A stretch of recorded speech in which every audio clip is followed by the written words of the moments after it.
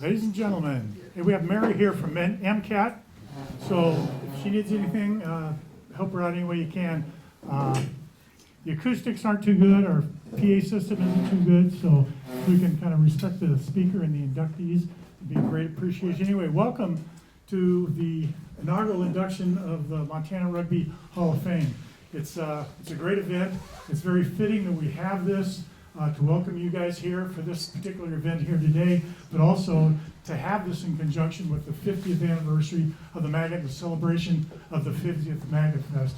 It's an idea that was a long time coming, this Montana Rugby Hall of Fame. It's fitting that it comes 50 years after we got started, and it's just an idea whose time has come. So I'll try and be brief. I'm not good at that particular thing. It just kind of reminds me, thinking back about looking at the numbers out here. Some of my colleagues have imbibed over the years and had a little bit of drinking problem for those issues. There was Al-Anon. Some of us have partaken in some of the chemical mind-altering things, and for those there was Narconon. And for guys like me that won't shut up, there is on and on and on. So just.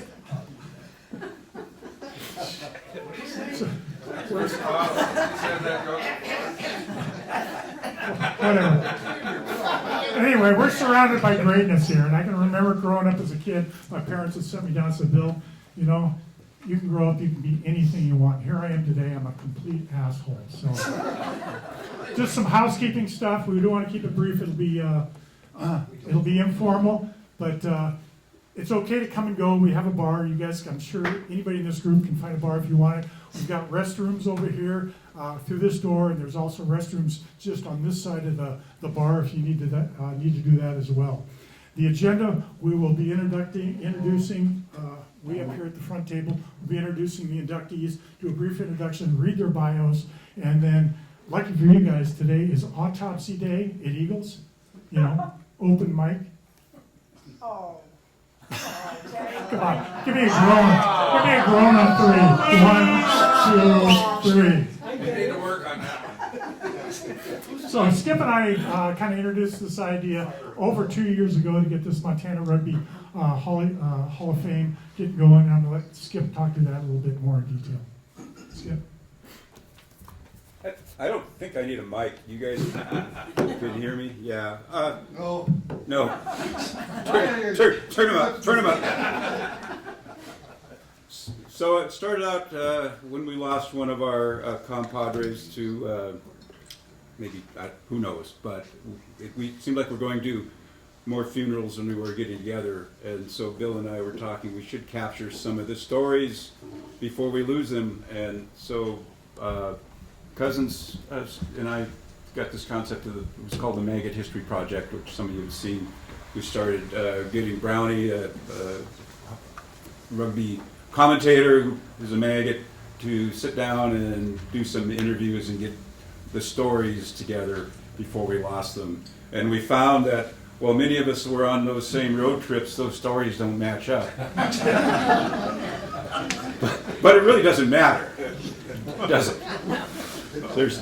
There are stories, and they're good.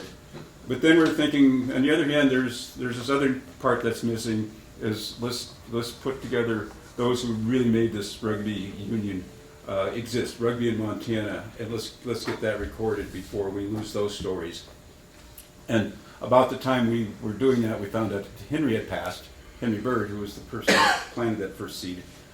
And so we thought, well, let's get the foundations put together, and we'll create this Montana Rugby Hall of Fame. And so Bill worked on the bylaws, and we kind of sculpted it. Otto, who was president of the Montana Rugby Union, we got the bylaws put together, got it approved through Montana Rugby Union, and then we recommended that there be, the initial class would be 3 people. That would be Henry, Dave Oberweiser, and Rex Thompson, thinking that nobody would show up.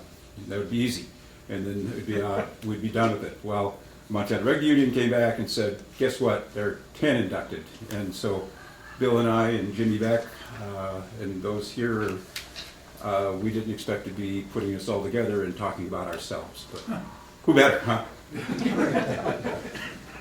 And so thank you for all coming. I want to thank Henry Bird's widow, Debbie, and his son, Griffin, showed up, and all those others who showed up to support their whoever's being inducted into the Hall of Fame.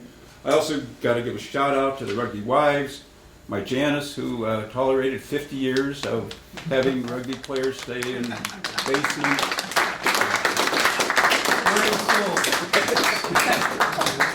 And whatnot, road trips where I was gone for a couple days on time, other road trips where, guess what, hon, we have to sacrifice the van. The bus broke down, and so anyway. So the first inductee is going to be Henry Bird, the person who started rugby in Montana, planted the seed. That's why we're all here. I'm going to read his bio. Since I think there are only 2 or 3 of us that really knew Henry, because he showed up in '68, started the club at the University of Montana. They had a game against Calgary, and then had another game the following year in 1969, and then I showed up in '70, the fall of '70, and Henry was still around. He left in '71 and went on to do some other great things. So I'm going to read his bio. I put this together based on what I knew, and I ran it by Debbie and the family to try to get it so it was right from what we knew. Who was here in this audience that played with Henry, that knew Henry? I think it was Dave. Maybe me. And Mr. Penn. So his time was short, but what he did had a lasting image on our club, or on our sport. So, though Henry's time in Montana was brief, his impact on the state's rugby legacy has been deep and enduring. Fresh from Ireland and studying journalism at the University of Montana, Henry sensed something missing from campus life. In the spring of 1968, he took action, recruiting players and launching the first rugby club in Montana. The University of Montana Rugby Club, UMRFC, adopted green and gold as its colors, deliberately shunning the university's traditional palette. In those early days, with few rugby clubs in the region, matches were played primarily in Canada and along the west coast. The rugby was rough, the travel long, and the post-match socials legendary. Keep that in mind. But Henry brought more than just the game itself. He introduced players to the deeper tradition of rugby culture, the songs, the camaraderie, storytelling, hospitality, and lifelong friendships that make rugby unique. Under his guidance, rugby at the University of Montana became not just a sport, but a way of life. The club Henry founded continued to thrive for decades, competing throughout the Northwest and Canada while helping spark the growth of rugby across Montana. The University of Montana Rugby Club became the foundation from which many other Montana clubs eventually emerged, including programs in Great Falls, Billings, Helena, Butte, and the Missoula Maggots. The traditions Henry introduced in those early years, competitive rugby combined with strong social bonds and community, remain central to Montana rugby culture today. Henry carried that same rugby spirit with him as journalism took him around the country. Over the years, he helped establish and grow rugby clubs in Iowa and Wisconsin. Continuing to build rugby communities wherever life took him. Friends and teammates remember Henry not only as a rugby man, but as someone who naturally brought people together through humor, conversation, and a genuine love for the game. Henry Bird passed away in May of 2024 after a courageous battle with cancer. He is survived by his wife Debbie, their 3 children, Patrick, Griffin, and Maggie, and his grandson Bodie, who now proudly plays rugby in Dubai. From Ireland to Montana and beyond, Henry Bird shared not only the game of rugby, but the culture and spirit that surrounded it. The foundations he helped build continues to thrive today in Montana's men's, women's, old boys, and youth rugby communities, and in every new player who discovers that rugby has become more than just a sport. So I want to say also that Henry's family has established the Henry Bird Foundation here in Missoula that will recognize the high school girls and boys player. There'll be a plaque announcing that they won the Henry Bird Award for those players that espouse the rugby spirit that we all learned from Henry. So that's going to be an ongoing tradition starting from here on.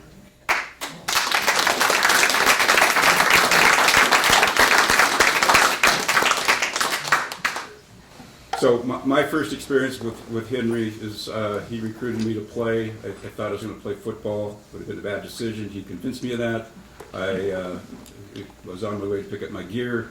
He hijacked me and said, we need one more player to go to Calgary, and you can play tomorrow. You'll play for the Grizzlies for at least a year, and you look kind of small and slow.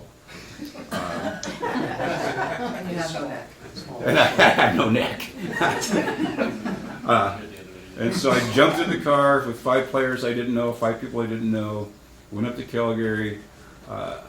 We didn't win that game, but boy, was that a good party. The Calgary Stags, was that a good party. They're defending, I think they're defending Canada University champions. We got beat by a lot, but we learned a lot. We had a lot of fun. It was a great party, lots of beer, singing. I was wandering around. I was a 19-year-old kid. Man, this is a lot of fun. Next day we played the University of Edmonton Golden Bears and lost by even more, and we jumped in the car and we went back to Missoula, and I thought, I'll get my pads the next week, but I didn't. I jumped in the car, and I think that's when my first road trip with Pigpen. We went to Washington State, and it never stopped. Central Washington. And so that's the path that Henry paved for us, and I think we owe him a huge debt of gratitude. Yeah, my only run-in with Henry was when I came out to practice the first time. And the highs and the down. I said, Mr. yeah, Penn, I want to be let's one of come up here and those. tell the story so we can get you on film. Come on. I want to be one of those guys in the front row. And he goes, you bet. And that was my experience with Henry. Yeah, you want to come up here? And, No, that's it. so, Mr. Penn says that Henry recruited him to be a prop 4, and he's proud of it. Anybody else have anything to say?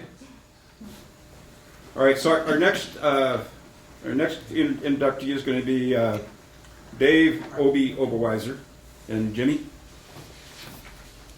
We gotta be sweating. Jeez, I don't want you to sweat. Correct. This is gonna be fun. I'll just take a picture. It's not excruciating. The initial Hall of Fame nominee document that I saw referred to David as the Johnny Appleseed of Montana Rugby. I saw this and it was a bit off-putting. I don't think it has any place in a conversation talking about David Oberweiser. Johnny Appleseed? There's a few other things I can think of. Briefly, I can follow the same MO that Skip did. I've got some notes and personal observations here. Then I'm going to read most of David's bio that he gave us, and then we'll open it up to you guys to take cheap shots.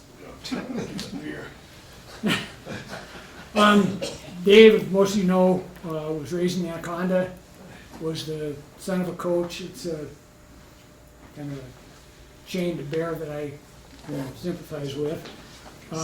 Active all through his youth in sports, and one thing that I learned just in time to probably keep myself alive is that he was an active and fairly successful boxer. So I had to temper my insults, so knowing that was on the table. Dave started with the university, and series of circumstances led to the establishment of a team called the Cool Blues. That was the official name. That's not what any of us called those guys. And that set in motion a thing that Dave was tremendously well known for, and that's going out and spreading rugby, encouraging people to play, forming teams, recruiting people. Those efforts went a long way to getting the early years going and getting these clubs in Montana formed. I was lucky enough he was back with the university when I started, so I practice and played on the pitch with him, and got to be a pretty damn good friend of his. A lot of people wouldn't even know it, the way we went back and forth, but it's a friendship that I value to this day. Dave was always tremendous with new players. The players he recruited, or the players somebody else recruited, never judgmental, never harsh, just encouraging, and they all knew they had a friend, somebody they could rely on, somebody they could talk to, somebody that was going to help them. And again, that went a long way throughout the state. And like I was saying earlier, is that our relationship was based on the friendship and the respect, but probably more than that, giving each other shit. And we got pretty good at it.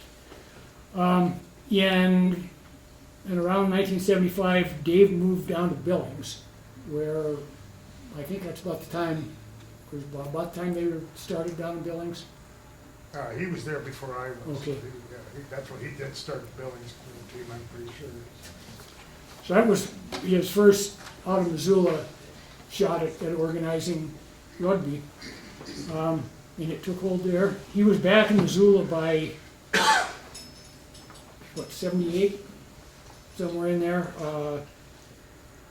He's in the state championship photos of the Maggots from 78 through 82.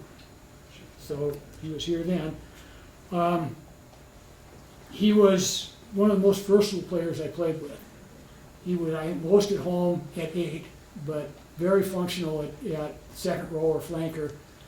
And what surprised a lot of people because of his size, he was also an excellent back. A phenomenal passer, played tenacious defense wherever he was. So he was one of those people that you could stick anywhere and you weren't going to lose a step. Something people don't know, because I ran it by these two, Maggots had a publication called the Maggot News that was the brainchild of some of the older guys and turned out to be, I think, pretty valuable. It's, we distributed across the state just news of what was going on, games and all that stuff. But Dave was the original Maggot News general managing editor. And that was his assistant. It was a good publication for what it was, served the rugby community well. In 1980, Dave wrote an article about the Maggot Fest. I've got a copy of that Maggot News somewhere. But that article made its way to the July 14th, 1980 edition of Rugby Magazine. And that was about the first nationwide coverage the Maggot Fest got.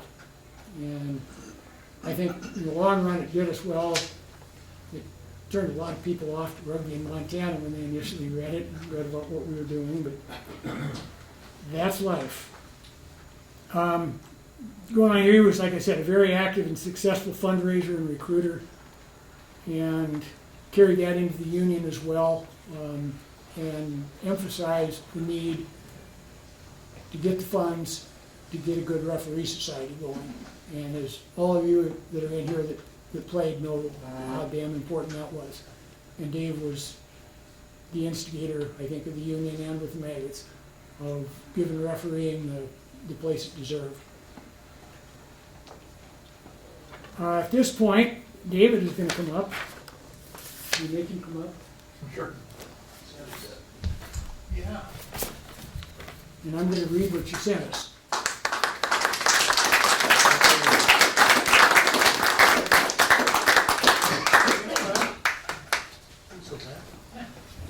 I didn't really think I was going to let you off. This is what Dave wrote for us. I'm cutting that. Sure. Story about me. Dave writes that To my best recollection, I was introduced to the wild world of rugby when I answered a personal ad in the U of M student newspaper. It was probably 70 or 71. It said something like, it takes leather balls to play rugby. If you're man enough, practice starts at 5 o'clock behind the field house. He continues, challenge accepted. And pretty motley crew of guys responded and were greeted by an unassuming, slightly chubby Irishman who ended up changing their lives for the next 50 years. I remember meeting Skip and Janice at the first practice and Ken Jones. I remember several others, but it would be a few years before I could remember all their names, or at least their rugby names: Pigpen, Bitey, Cousin, Caveman, Sweetheart, Hollywood, Torquay. You know, for years nobody knew anybody's real name. He continues, we survived Henry Bird and then spent a season or two with Ben Cohen, a transplant from Philadelphia, as our coach and role model. Bill McTeer, a graduate student from London, Ontario, was the next player coach. And Paul Smith stepped in to coach as a coach for a while, and we eventually began coaching ourselves. We suddenly became such a bunch of campus studs that the U of M Student Union wanted to give us money, but required that only the actual U of M students could claim the benefits. So Dave, always being a man of principle, decided to start his own team. With a couple of friends from the local boxing club, a former professional football player who had played rugby in Samoa, and a bunch of fraternity members, he produced the Cool Blues. Got a couple sponsors, fielded a team, and the record shows that they pretty much split their matches with the university.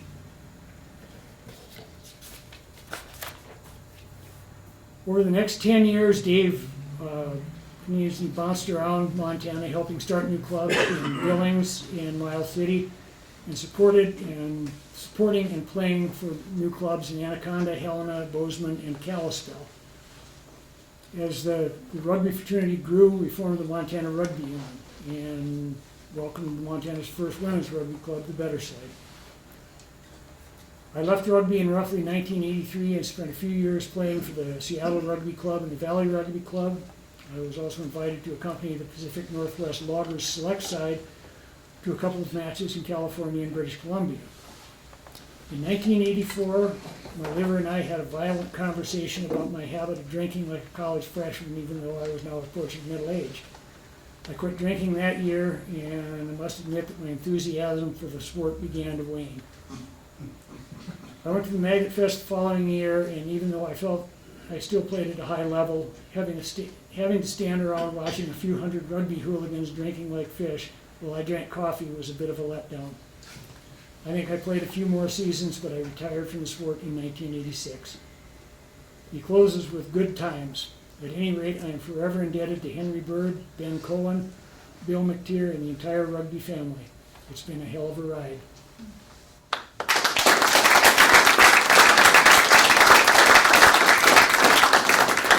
So if any of you have... Skip, I do, or Jim, I do. And then I do. You want to go first? I'll follow you, you're bigger. Trying to think back to the things I wanted to say. Congratulations, by the way. Thank you. Well deserved. He was one of the most dynamic guys when I got started in the sport. This guy could talk, he could lead, he could organize, he could sell ice cubes to Eskimos. And he went throughout the state and started teams all over, whether it's Anaconda Butte, Miles City, Cool Blues. He was all over the place. Absolutely fantastic. Jimmy was mentioned in the editorship or publisher of the newsletter. He also had another article published in Rugby News that I remember. It was entitled Gentle Ben. Remember that one? Ben Cohen, one of you guys' old colleagues, got caught behind the gates at the dump up in the Flathead and got in a little bit of legal trouble tearing it down because he got stuck behind the gate. But that got national recognition as well. So thank you for that. And Jimmy also mentioned and talked about he just didn't see it fit as far as Johnny Appleseed goes. Well, I originally drafted the nomination for Dave Oberweiser. And of course I ran it by Skip and he changed it and improved it. But I didn't use the Johnny Appleseed analogy. I actually used Gandhi. And Gandhi, he wandered throughout the state of Montana, proselytizing, spreading the gospel of rugby throughout the state. And then it dawned on me a couple of weeks ago, I was reading Nature magazine on an article about Gandhi, and I learned some things I didn't know before, like when he was walking around the deserts of India, proselytizing and spreading the word, he was barefoot in his robe. And as a result, he had really big calluses on the bottom of his feet. And he didn't have much resources, so he fed off the desert. And two things as a result of that. He had very poor diet, so he was very frail. And he had, as a result, had really bad breath. And if you put that all together and think about it, the article said that made Gandhi a super callous, fragile mystic hexed by halitosis. I didn't do that. Hi, I'm Shelley Haler. I played for the better side, and I started the far side, which is the old girls for the better side. But the first time I'd heard about rugby, I was 18 years old, just turned 18, 1975, graduated from Billings Senior. And so I got to go to a bar, it's called Grandma's, and Obi was there. He was the bouncer, manager, everything. And all of us seniors who graduated, athletes, Obi grabbed all of us. And he definitely, you can cherry pick, he knows good athletes.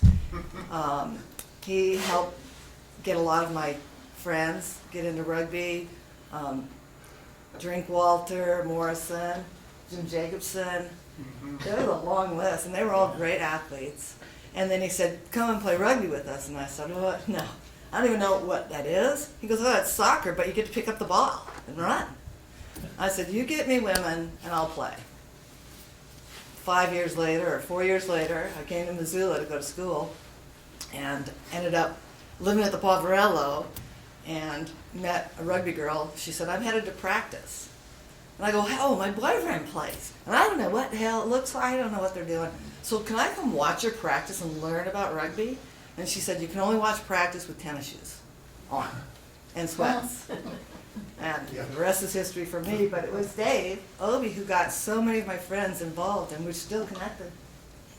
I just love you.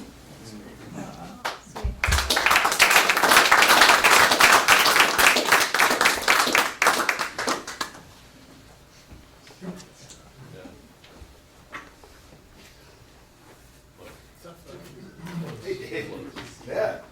Hey, so I just have a really brief story about Dave, but before I tell it, these guys have mentioned the Maggot News. I just want to mention that at maggots.org, under the history page, there's a historical docs section for Maggot docs and for MRU docs. And there's some pretty good reads in there, and that includes the scanned-in Maggot News. All of the Maggot News has been scanned in, so you know that's pretty cool resource. If you want to waste a little time, you can go peruse all that. But the very quick story that I have about Dave, that after he had my time and Dave's overlapped by just a few years playing for the Maggots, but after Dave moved away, correct me if I've got any of this wrong, but he was a little north of Seattle, and he and Linda Colucci invited the Maggot bus to stop for breakfast at their apartment a little north of Seattle on our way up to play in Vancouver. I mean, it was unbelievable. You know, like 10 in the morning, you know, 20 rugby players get off the bus and walk into their apartment, and they've got this beautiful breakfast all lined out for us. And so I just wanted to tell that story because it really, you know, is an indication of Dave's generosity and, you know, what he did for rugby. Thanks, buddy.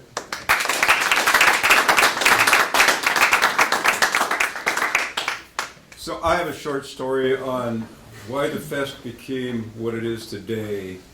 And back when the fest first started, there were Montana teams, and I think we had one team from Pocatello, Idaho. And the next year we had a few Canadian sides. And I was fest chairman, and Dave says, well, go back. So back when we were all in college sometimes, we had jobs that we could collect unemployment and hang out. We'd call it the government ski, the governor's ski team, because we would cross country ski and hang out at the turf bar, collect unemployment, and talk rugby. And during that discussion, we were talking about the Maggot Fest, and Dave says, "We got to go big." He says, "We got to," because we had Maggot News, Rugby News would send out in their publication addresses of all the rugby clubs in America. And Dave says, "Let's just send an invite to everybody." And so John Morton was our fixtures chairman for that. I was fest chairman, and through many meetings at the turf bar for long hours, we were sending out addresses, sending out invites, and Morty kept everything in a paper bag. And one night, all the correspondence, who was coming, who wasn't, checks, and he lost the bag. And we had no idea who was going to show up and who had paid, and we had no idea. And Jimmy pointed out, "Do we have refs?" And we said, "Shit, we haven't thought about refs." And that was back before the internet, so we went to the University of Montana library and tried to download, or not copy, the how to, the laws for reffing, because the ref was always the guy who was either crippled or old with ref games. And so we did a crash course on how to referee rugby games by reading the old English law book. Only Kevin Green could understand that, right, Kevin? Right. It was written in English. And it was, boy, we got some whistles, and we decided we could ref. And then we wound up with having about 45 men's teams show up. Haler was in charge of fields, so we lined the fields all day Friday with chalk, and it rained. And so Haler rousted everybody up at 4 in the morning, and we went back out and chalked the fields. And we had a really big Maggot Fest in a very small after party venue. But that was the first really big fest, and it worked. We weren't very good refs, but it worked. And it was all because Obi had this vision, let's go big. And we did.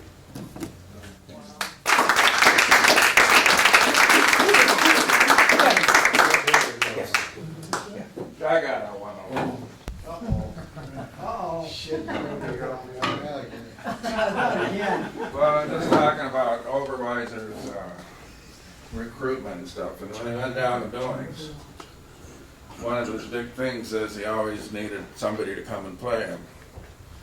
So he knew with the Maggots that if he showed us a good time, we'd always come back. And that he did. He never ran out of beer. We ate in some steakhouse where we got to choose our own steaks, and just had parties. The newspaper guy come out and took pictures, so the next day with pictures all over the front page of the sports page and the newspapers, and we've been suckers for that ever since, or since I was. As always, the trip to Billings was the highlight of the year, and I think that helped Billings be a good team.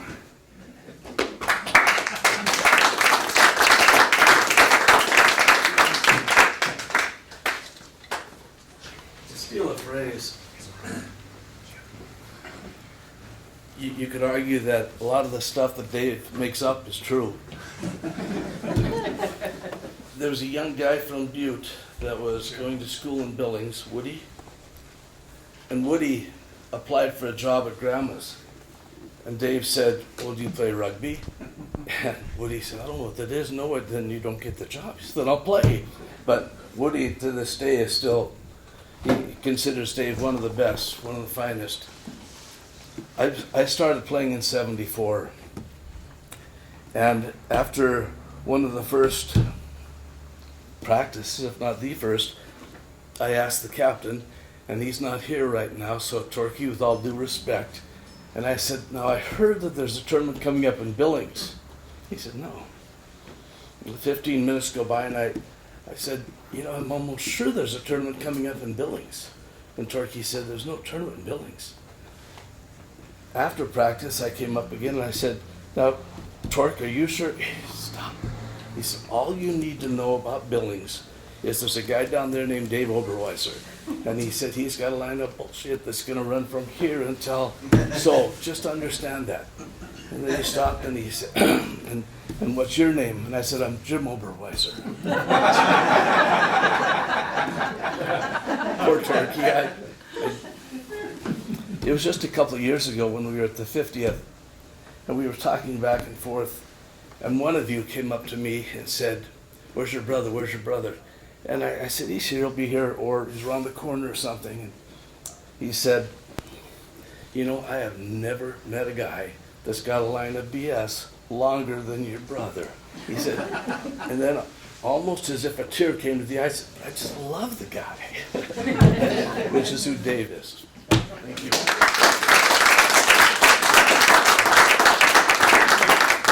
Just real quick, Maggot News was inspirational, and Skip was a big part, and Linda Colucci, and everybody in this room. I mean, there are stories in there that, I mean, I can look around and see. I remember when you were in that one. Paul Smith, the whole thing about a coach looking for a home. The guy showed up on our doors. I played in California. I can coach. You're it. My most striking memory from that newsletter was in 1981, kind of putting perspective on the fact that a lot of us were young hippies, idealists, and crazies, but a long time ago. And we elected Jim Erickson as the president of the Maggots. And that same year, the country elected Ronald Reagan as president.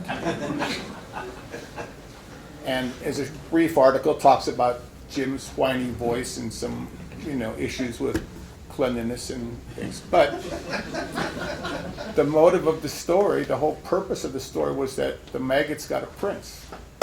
The nation got the shaft. Thank you very much. And I came today because I truly believed I would never see most of you again. Turns out we're old.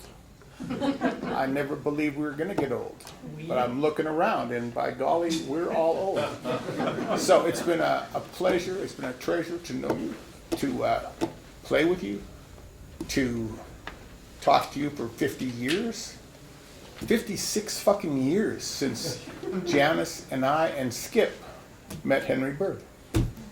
56 years. So it's been a pleasure and an honor.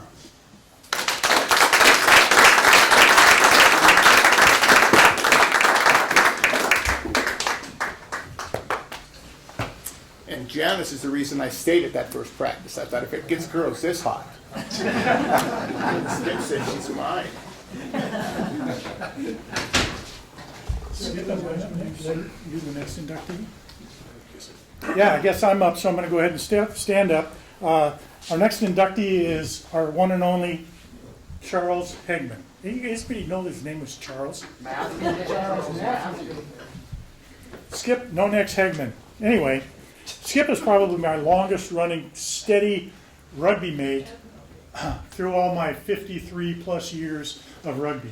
We've been co-conspirators in a lot of things, most recently the Hall of Fame initiative, the History Project, but we've been together getting along for well over 50 years and consider him a great friend. We met originally when I was 18 years old. Me and Bill Darling's sweetheart were cutting posts and poles up in DeBorgia, and these guys, pretty good handful of them, Skip, probably Jimmy Beck, probably Farmer, I don't know who else. They were just in the process of breaking ground on the interstate over Lookout Pass, and these guys were working for the Montana DOT as inspectors, right?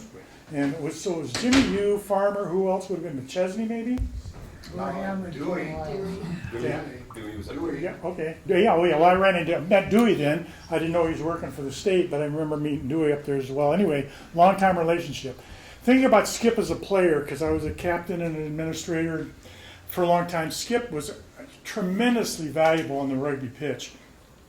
He is what I consider the Swiss Army knife of rugby players. You could slot him in anywhere. And as I sat down, I used to have a blast, sit down with a napkin and say, okay, who's going to play front row, who's going to play second row, and I got a blank here. who can I slot in here? And Skip can play any position on the field. I mean, he's played front row, he's played scrum half, he can play flanker, anywhere on the back line, and he was incredibly valuable. And somebody as a captain and as a coach, that's a great asset. Seeing Janice here reminds me of one of my favorite stories is when I was in Great Falls and was organized in the Great Falls Gophers. Later in our tenure, probably in 78 and 79, we hosted in the summer the Augusta Sevens in conjunction with the Augusta Rodeo. And it must have been 78, 79, I don't remember which, you guys probably remember. But me and Skip found ourselves in the back of one of the few bars in Augusta after we played rugby in the heat all day, just had a blast. God, used to be so much fun. But we're in the back of this bar, drinking beer, probably a few too many, not probably, a few too many, obviously. And the whole town of Augusta lost its power. So we're sitting in the back of this dark bar, darker yet, because we've lost power. And the bartenders say, hey, we can't keep these coolers going because we don't have any electricity. So they started handing out beers for free. We're in the back all by ourselves. Well, by ourselves, we're surrounded by a bunch of other people. We're the only rugby players there. And we probably had a few shots too. And I can remember me and Skip sitting there in the back of the bar saying, oh, buddy, you're such a good friend. I'm never getting married. He says, oh, I'm never getting married. We're bachelors for life, right? For life. For life. We're bachelors for life. So it's not like 9 months later I'm going to these guys' wedding over the Eagles Lounge over here on Ronan Street. Probably wasn't 6 months after that I got married as well. So a little, a bond like that over bonded whiskey probably doesn't hold.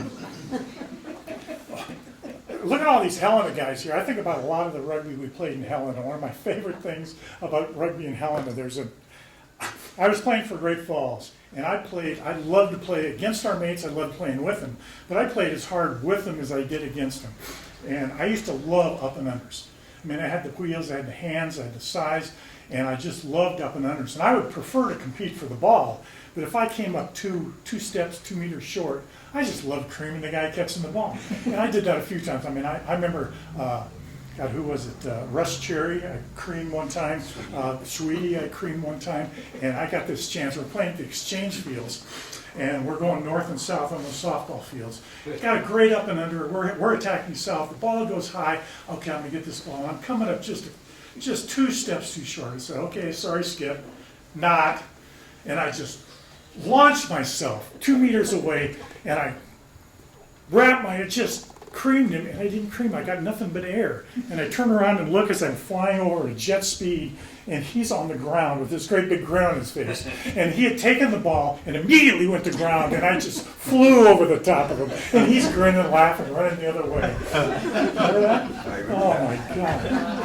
I'm grateful I didn't hit him because he probably wouldn't be here today. That's why I went down. That was a great move. He just immediately went to death. I found myself 2 times, Janice, unemployed and homeless. And there were bookends on both sides of me and my wife's wedding. I separated from the Air Force in January of 1980, and we were going to get married here in Missoula in February 80. So Skip and Janice graciously invited us to stay in their basement with them, which was great. We got married, went on a brief honeymoon of 3 months, which was actually a rugby trip, because I played with Fregosi in Bellingham, and I played in San Francisco, Southern California, Arizona. Anyway, across the south, I was playing in New Orleans, and then we went across Florida, played every weekend on this 3-month honeymoon, other than about 2 or 3 weekends. But when we were in Florida, we saw the devastation from the hurricanes, and we heard stories about how everybody went in, boarded up their windows, and had hurricane parties. Met the Maggots in Bahamas, and Paul Smith was my roommate, and ended up back in Chicago, and we heard guys in Chicago that said that the Pope had just recently visited, and they had Pope parties. You may have been 5 miles away from the parade route, but they would have Pope parties, and a great big party. Anyway, I got back to Missoula, again, unemployed, homeless, and moved back into Skip and Janice's basement, very gracious. And it just happened to be May 18th, 1980. You guys remember what that was? That was Mount St. Helens Day.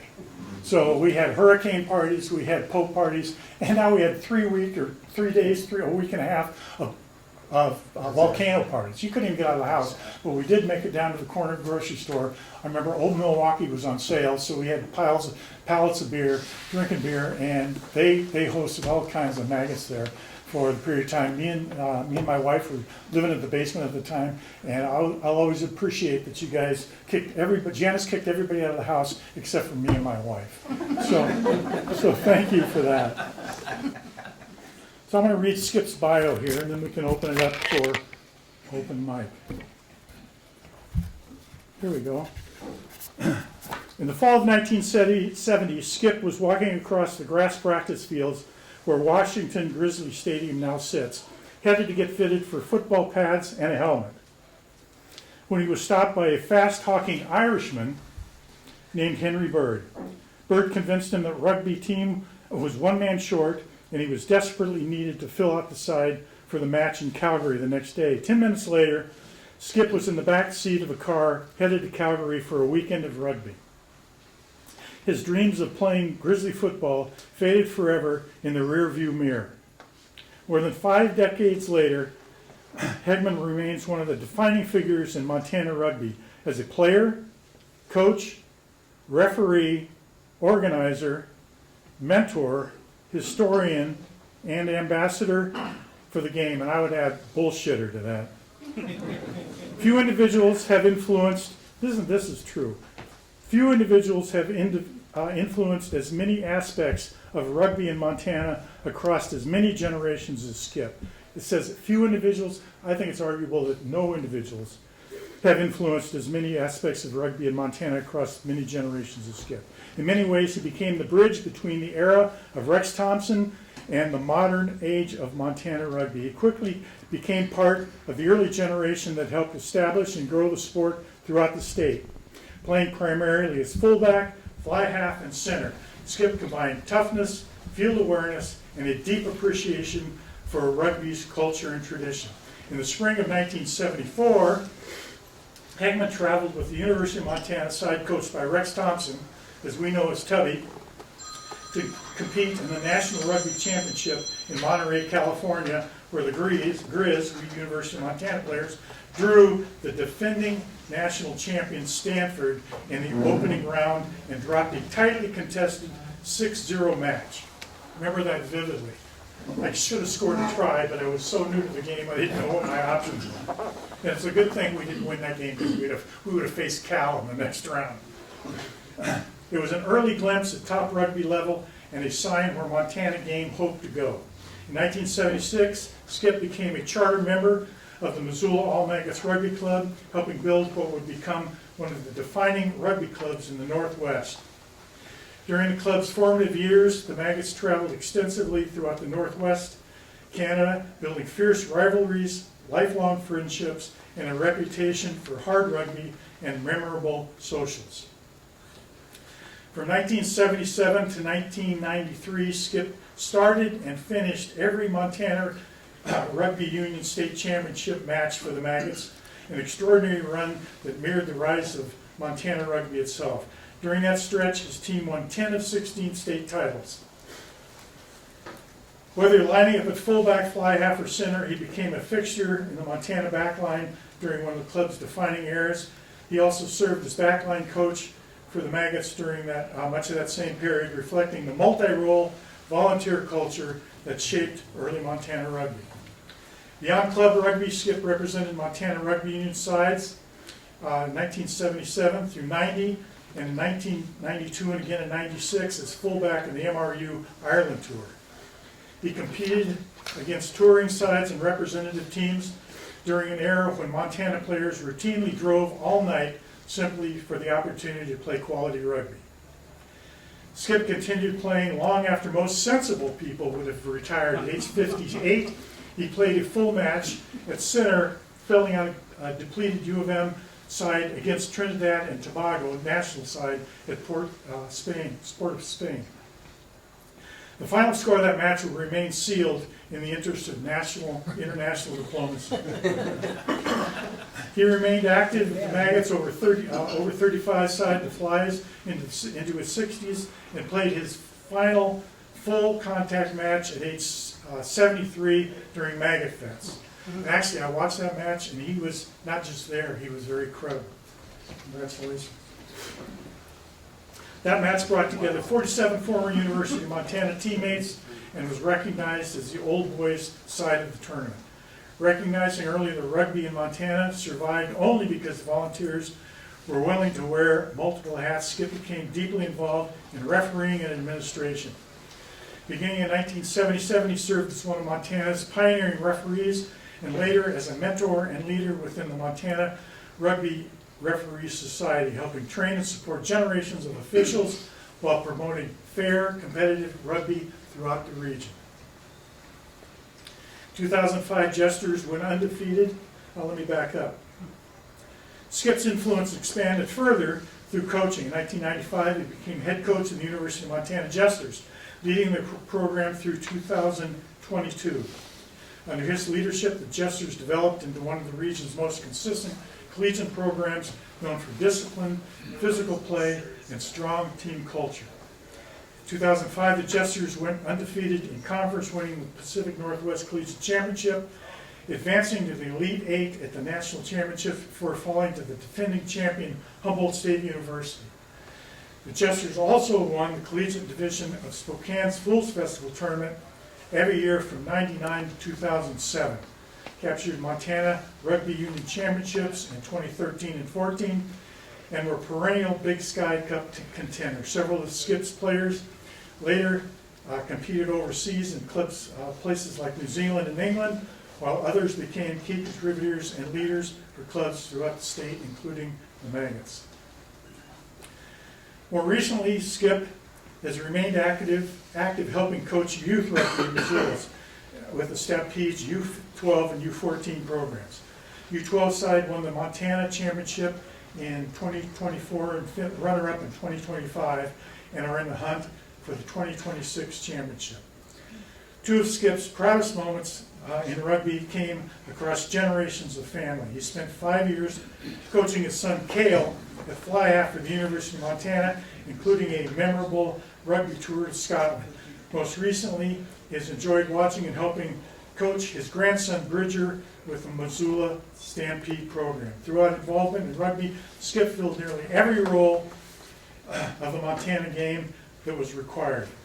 Player, team captain, representative, side player, coach, referee, organizer, mentor, and historian. Over the years, he served as coach for the Maggots, the University of Montana youth program, while also taking on leadership positions including MRU president, referee society chairman and treasurer, MAGAFest chair, MAGA Fixtures chair, member of the Clubhouse committee, and the Oral History Project.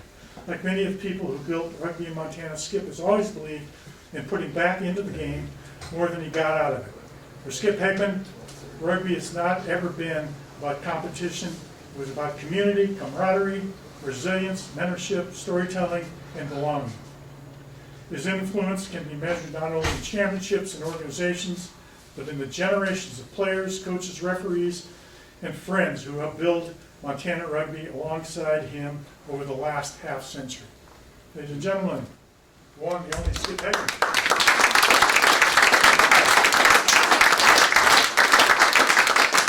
Somebody wants to dig up some dirt on Skip, please do so. Step up, here. All right, here we go. That was quick. One of the gentlemen who's mentored. I just have one quick little story. This was probably 2013 or 2014. I'm not as good at telling stories as you old boys are, so bear with me. But we were at practice, I think it was the week before state, and we were awful practice, discombobulated. Skip gets pissed off, yells, says, "Practice is over," gets in his car, drives away, and we're like, some of the leaders were like, "Yeah, we should probably stick around and keep working."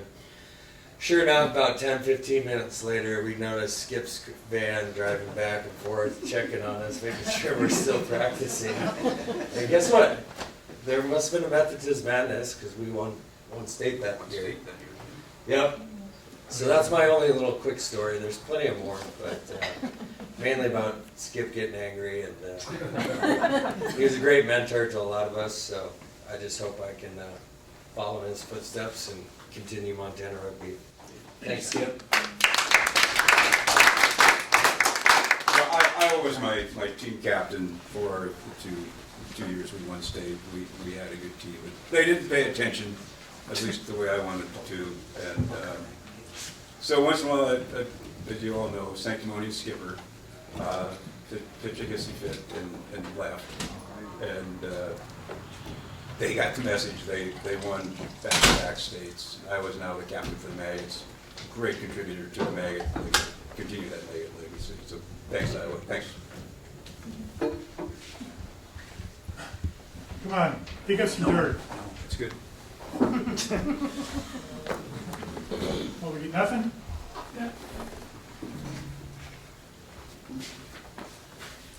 Thank you.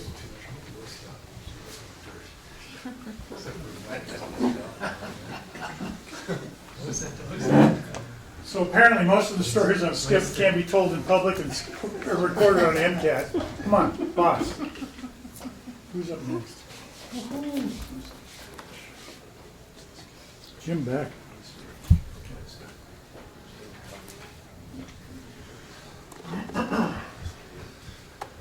Hi, I'm Paul Smith, also known as BHCF, and I won't tell you what that stands for. But that was Jim Beck. So I just have a couple quick ones. Skip was responsible for the end of my playing rugby. It was a flies game, and we're out there, and it was a very competitive game, and there was an up and under or whatever, and I was, I think, inside center, outside center, and I caught the ball, and I hear this voice, the ever-present, all-time fullback comes running up and says, with you, give it to me. And I went to turn, and being old but not as old as when he finished playing rugby, I turned and he whipped by me and I couldn't do anything, so I kicked it up in the air to touch. Well, it didn't make touch. It was caught by the fullback on the other side, about 3 yards in, and he ran by me with the other end and scored the winning try. And both Skip and Cousins were really ticked off at so I thought of no more rugby. But one thing that I want to tell is that I think one of the great things that sometimes it's overlooked, but it's in the newsletter, is the humor that's present. If you read the newsletters or anything, it's one of the great traits that the Maggots have, is the humor that they have. And Skip has some classics in there, but I want to tell a quick story about his type of humor. It's really succinct sometimes and right to the point. Tubby Thompson was setting up the Tubby Thompson Memorial game or whatever, and so Skip was in communication with Tubby and was talking about that, and Tubby responded. He says, first of all, Tubby says, I'm offended that you spelled my name wrong. It's not THOMPSON. And what's this idea of a memorial? I'm not dead yet. And Skip wrote back to him, you might as well be dead, you never write. So that was a very succinct way of the type of humor that's just, it gets right to the point, and it's present in all these, the Maggot news and letters. There's just a million stories there. That's one of the things that I really appreciate about the Maggots, and every one of you has a humor that's beyond reproach. Thank you.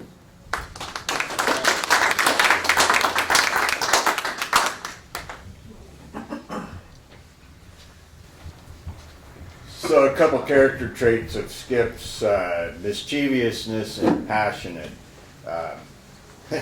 Mischievous, he is the king of puns. Although Cousins has given him a run for his money today, I have to say. But the whole mischievousness side, Skip would always say, he would get kind of frustrated with people drinking his beer, you know, and so to deter people from drinking his beer, he would put it on the rear window of the car so that it warmed up in the sunshine, and he'd drink warm beer, and everybody else would cringe, and I can't drink that, and Skip was happy because people weren't drinking his beer. And so that evolved into an Easter trip that we took on the bus, and he got his kids were probably what, like 4 and 6 or 6 and 8, something like that at that time, 4 and 5. and painted a bunch of cheap beer with the Easter colors and put them in the oven and warmed them up and brought, with his kids, made a big production out of bringing it and throwing them on the floor of the bus. And so that's where the term Easter beers came from. And then another trip, coming home from Billings, we were coming home on a Sunday, and you guys remember the generic beer where it was a white can and it just said beer on it in black letters? Yep. So we're coming home on a Sunday, it was really hot, and stopped in Big Timber and walked into the convenience store there, and there were 7 cases. When I say cases, I mean 24. 7 cases of generic beer stacked up right there, not in a cooler, out there getting hot, and they were $4 for a 24 can case. Skip bought them all, brought them onto the bus, and chucked them on the floor of the bus, and those beers were all gone by the time we got back to Missoula. So this is the mischievous side of this guy. Passionate, he's obviously really passionate about rugby and has contributed much to the game over the years. Obviously, coaching the university for 30 years or whatever the hell it was quite remarkable. But many other things Skip has done to contribute to the game and give back to the game of rugby. Which, by the way, is, that's one of the criteria for being in the Hall of Fame, is doing something or some things to give back to the game. You can't just be a good player, which Skip was a very good player too. He was very passionate, is very passionate, has always been very passionate about the game of rugby. And when I was Maggot News editor, I followed in Obi's footsteps and kept it going for a couple more years. He was prattling on about something and making kicking up a bunch of dust and making a big hullabaloo about something he was unhappy about. I don't know what it was, but I called him Sanctimonious Skipper in the Maggot News.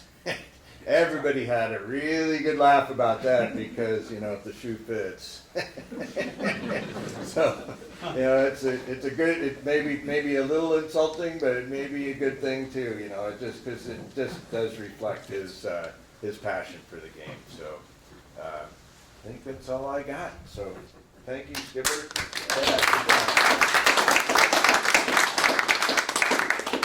I just want to defend myself. Guilty, sit down. Sanctimonious Skipper, I'll wear that, I own it. The Easter beer is another story, and it's longer, so I can't get into the whole story, but it was because of a road trip I decided that I was going to go play rugby on Easter, and Janice said, well, but it's Easter, and you got the 2 boys. I said, well, they won't remember it anyway, and I went, and I broke my cheekbone in a bad tackle, and I decided that I'd go play rugby on Easter.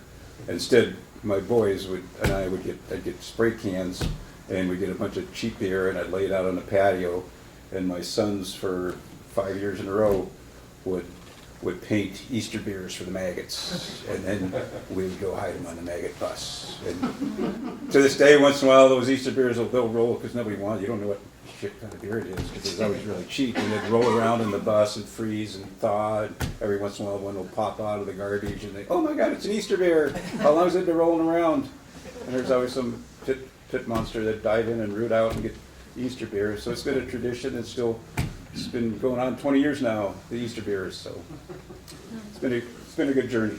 And it's like Rex said, and Henry, you got to put back into the game what you take out. And I've got more out of the game than I'll ever put back in.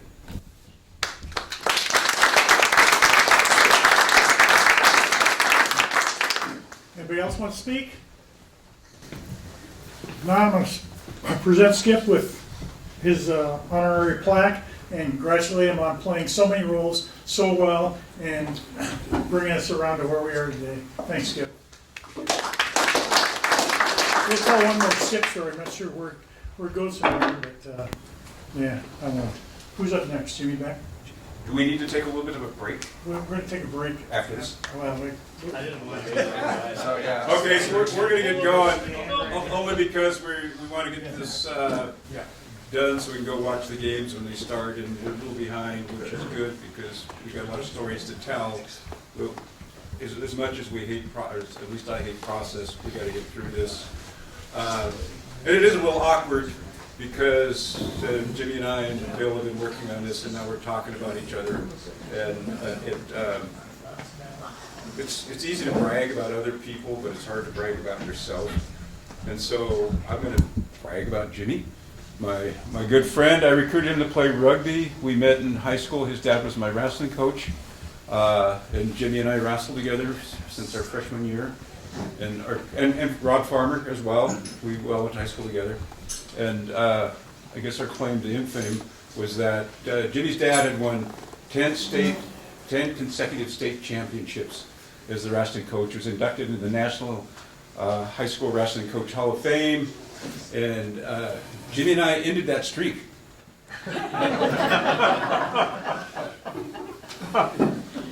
And so Jimmy was going to continue on wrestling like I was going to continue on to play football, and he found rugby, which was very fortunate because he and I became not only good friends since high school, as Rob and I, but Jimmy became a heck of a rugby player.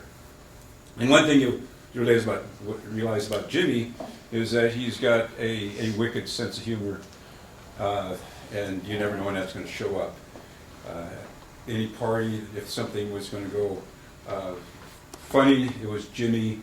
There was a Maggot News cartoon of him, which we were going to get made, but he invented the cat accordion. And so if we had party at somebody's house, if they had a cat, Jimmy would show up with the cat's feet in his hands and the tail in between his teeth, and he would bite, and the cat would go, "Rah, rah." It was funny, but not to the host. And there's a great picture in Maggot News of Jimmy playing the cat accordion. And all of a sudden, when you go like that with the legs, the cat will Right. On the pitch, she also had an uncanny sense of humor. We were playing this team at the university. We were playing this team from the Calgary Hornets, and they had this fullback that put these up and unders way up in the air, and I was the opposing fullback, and he hung one of those up, and I circled under it to catch it, and Jimmy, as a very mobile flank, was back, and in my ear I heard, "Lots of time, Skip, lots of time." And I caught it, and I just got creamed by 4 forwards. But I hung on to the ball, and I said, "Shit, Jimmy, next time let me know what's going on." I said, "Why did you say that?" He said, "I didn't want you to drop the ball." And so the next time this fullback was from Scotland, his name was Danny Hamilton. He was the first guy that could see that kicked the ball that high. He put one up, and I heard, "You're in trouble." And I dropped the ball. Jimmy was always full of mischief, but when you needed a mate, he was there. The infamous Easter beer story. I actually skipped out on Easter with my sons to go down, and we were playing the Snakes. It was one of our bitter rivals. They're always just a little bit better than us. They're bigger, stronger, and faster. We played them hard, but we're always this close. And the Maggots we found out that the Snakes were playing in this tournament in Pocatello, and we vowed we're going to go get them, but Easter got in the way. And I sort of snuck out to go down and play the Snakes. And we wound up playing them in the finals. And at halftime, the score was 9-9. And 5 minutes in the second half, our hard-running prop split his head wide open in the ruck, and blood everywhere. He was gone. Then 5 minutes later, our good break forward, Wes Hubbard, split his knee open, blood everywhere. He was gone. 5 minutes later, I made a bad tackle on a prop, caught the knee right in the side of my face, split my head wide open, broke my cheekbone, and the only other player left was a guy named Crabber Tom, who was hiding on the bus. And they went to get him. He says, "I don't want to play. I don't want to play." We got beat 29-9, and Jimmy and his wife had to wait around for me to get my face x-rayed, go home, and I had to grovel to Janice. The only thing that saved me is I had a broken cheekbone and it looked like a human eggplant on the side of my face. But Jimmy was very concerned. And so I had to go through surgery. They had to pull the face back out. Janice was pissed because she paid $3,000 and I still looked the same. She said, and state was coming up. It was 4 weeks away, so I healed fast. So I'm playing fullback again. Janice was a little upset because the doctor said at least 6 weeks. And I was hell bent to play. And so I played, but I never had to make a tackle. Every time I'd go into tackle, Jimmy would be there. Okay. The whole game, he was circling around because he was helping me save face. Sorry, Bill. And we won. So here's Jimmy's bio. I was born in Urbana, Illinois, and lived there until I was 3 years old. At that point, I talked my parents into moving to Missoula. He was a talker, where with the exception of a couple years in college, I have lived since. I graduated from Sentinel High School, where I wrestled and played football, sort of. As is the case with most of us, one of the most important things I carried out of high school was the friendships I made there. One of the most cherished and valued of those high school friendships, and one that continues to go strong with time, with the exception of one weekend in Moscow, Idaho in the mid-'80s, the Dirty Eight, is the one I now developed with Skip Hagman. I spent my freshman year of college at the University of Montana, where I walked on and made the starting lineup on the Bobcat wrestling team, and had a rather unsuccessful season. The following year I attended North Idaho College in Coeur d'Alene, and again walked on to the wrestling team and didn't make the starting lineup, and was finally ready to admit to myself I had categorically no business in a college wrestling room.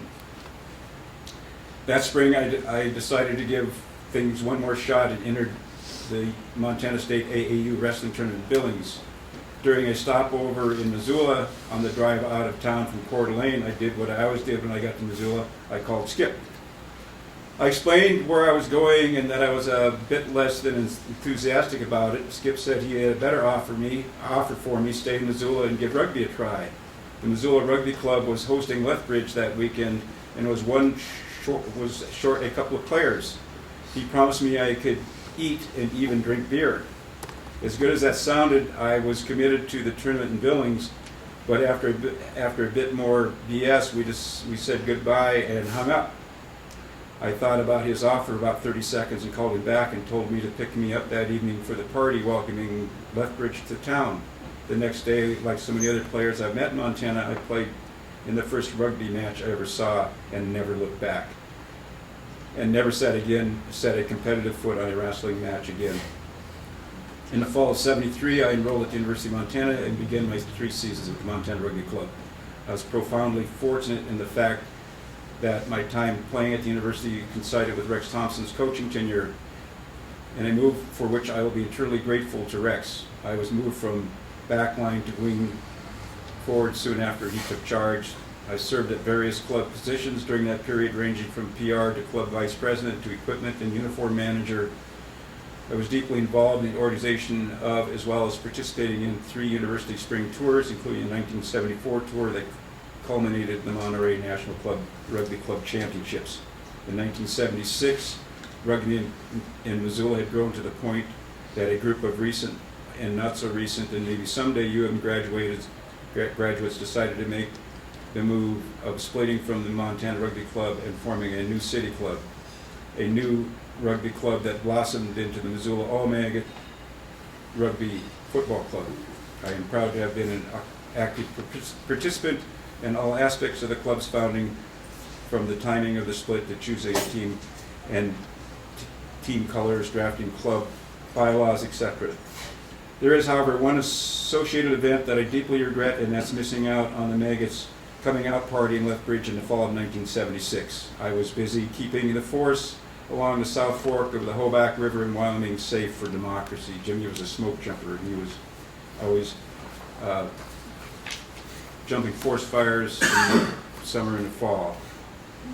As a Maggot, I played in 11 of the first 12 MRU championship matches, winning 9. I was an active organizer and participant in the first 3 Maggot international tours, including the preeminent New Zealand tour in 1978, began refereeing in 1979, and continued until my retirement as a player in 1988. During my time with the Maggots, I played matches at every position, and despite how often I got stuck at scrum half, I was always and will always be considered myself a wing forward. He was rep side scrum half one year.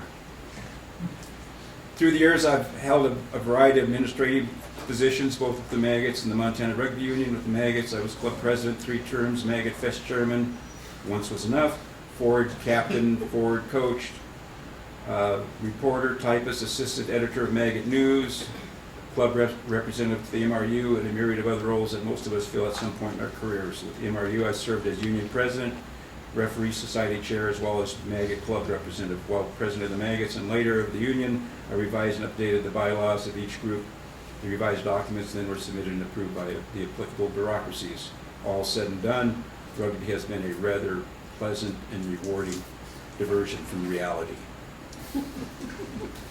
The Lethbridge game where Jimmy played in, I think that was our first victory as the University of Montana team, because we'd gone a long time without winning a game. And at the big barn, which is across the street from the old Heidel House, from 1 o'clock to 1:30, they gave free beer.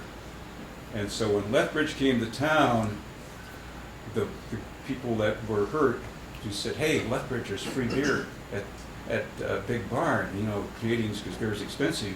We took them there, and they drank as hard as they could for half an hour, and then the game was set at 2 o'clock. And we eked out a victory. We'll take that. Jimmy, thanks so much for all you've done.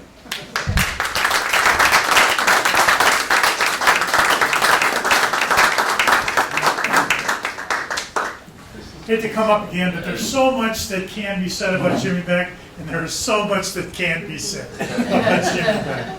Because one of the things I want to say about Jimmy and his playing prowess, I was an acceptable rugby player. Jimmy Beck, I was never a prolific try scorer. Jimmy Beck used to play on the loose in the scrum, and he used to sleaze some of the cheapest tries I've ever seen in my life. And he was a very prolific scorer. I appreciate that. Talking about Jimmy's mischievous side, the story's epic, but we went down and played Snake River for the first time down in Caldwell, Idaho, and the party was epic. But one of the things at that party that I remember is that there was a telephone, an old rotary telephone that Jimmy had, was running around the party venue and playing with his telephone. Well, somehow, at the end of the party, he ended up with that telephone, and he had this old red Oldsmobile convertible or something.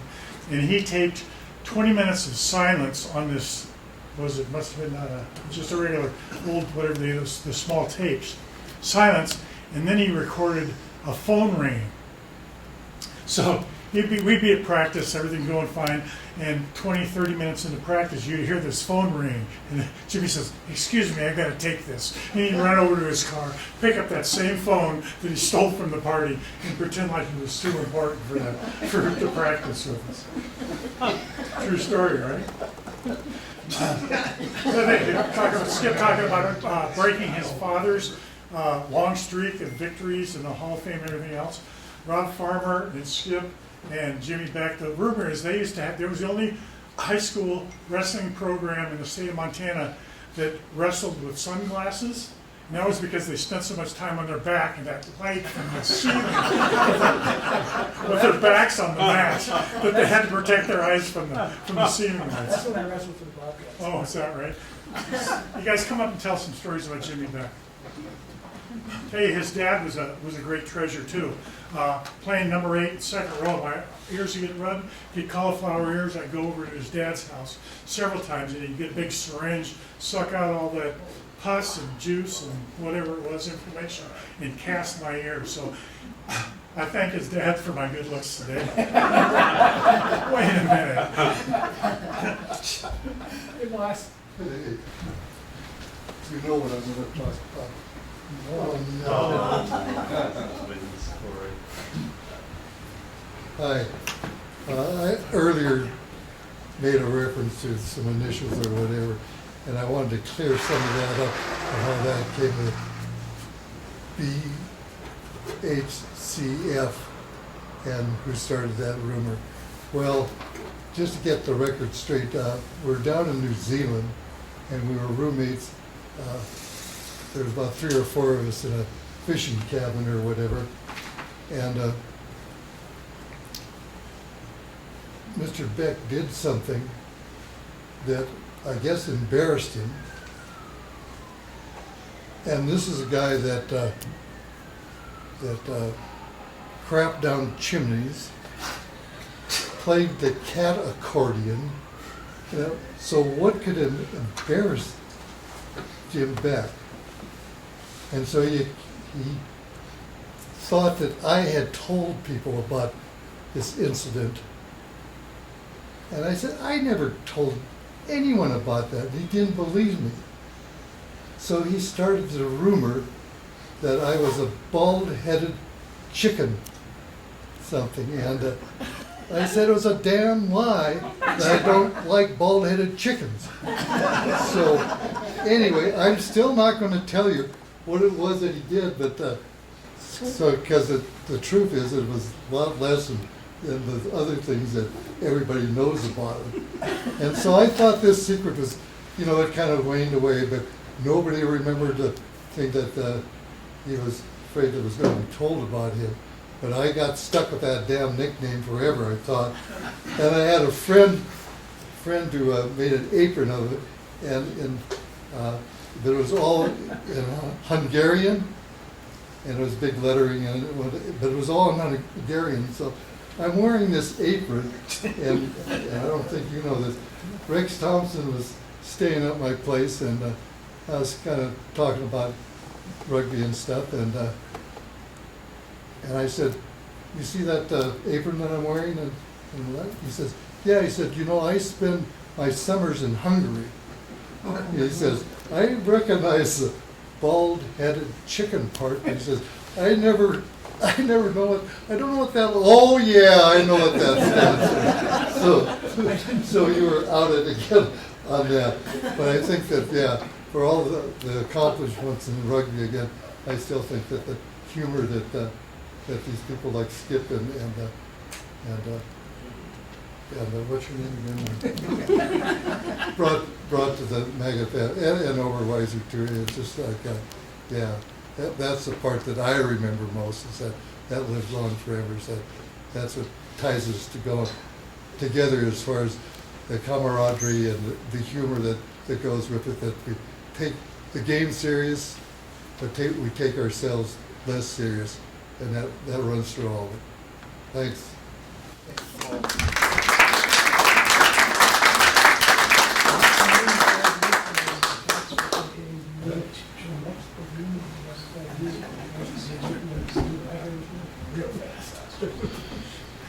Any others for Jimmy? Lots of stories that a lot of them can't be told in this audience on film. I got one thing I'd like to add about Melvin's comment about sleazy seed all tries. Can't remember who it was who came up with this comment, but you can't make the play if you're not there.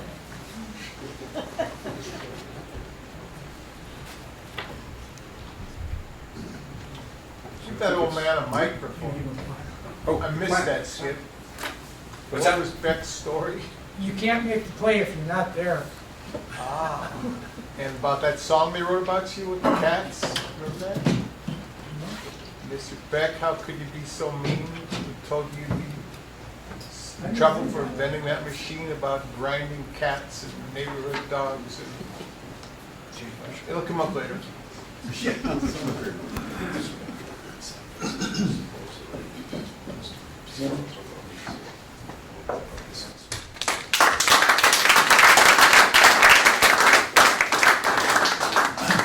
guess I'm up next to talk about Rex, correct? Is that right? Yep, Rex Tubby Thompson. Before I get into Rex, I remembered the story I wanted to tell about Skip, and that had to do with sneaking out on road trips.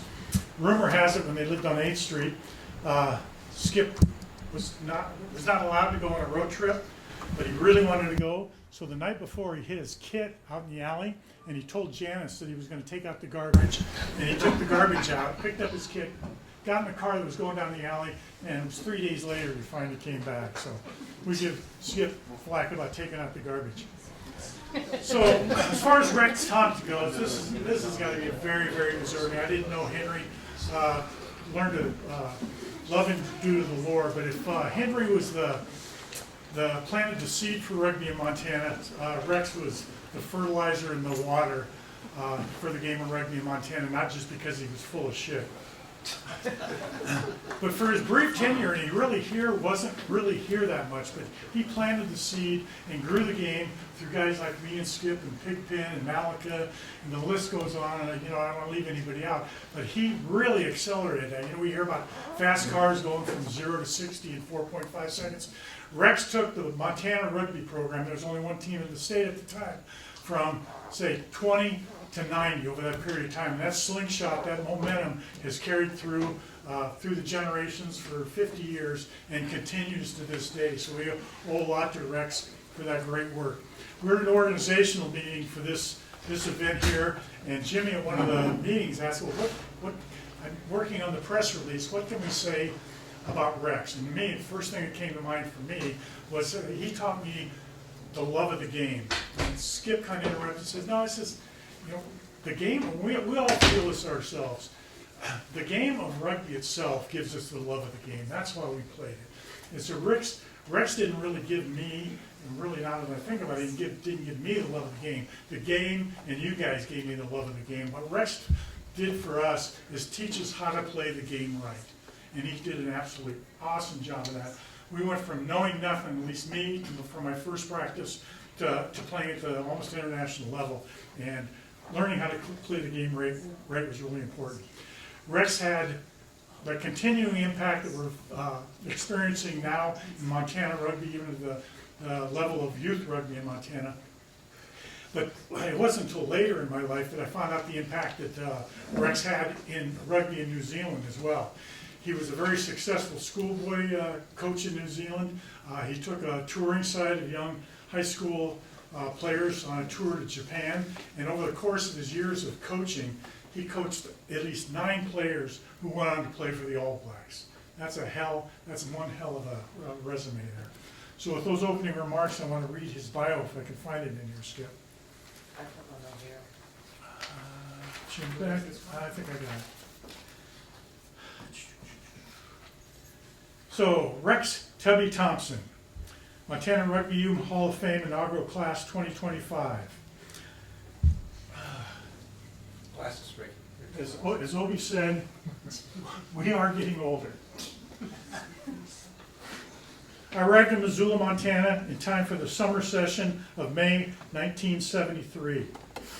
It had been difficult to make it into the master's program in the Faculty of Physical Education and Recreation, and I was determined to get the best grades possible so that I might have a chance of continuing my graduate studies at the doctoral level. Throughout the summer season and session, I was constantly being approached by different members of the University of Montana Rugby Club asking me to coach the team. I gave a very prompt reply that I was not interested and didn't have time, but they just kept asking. In the end, I sought a compromise.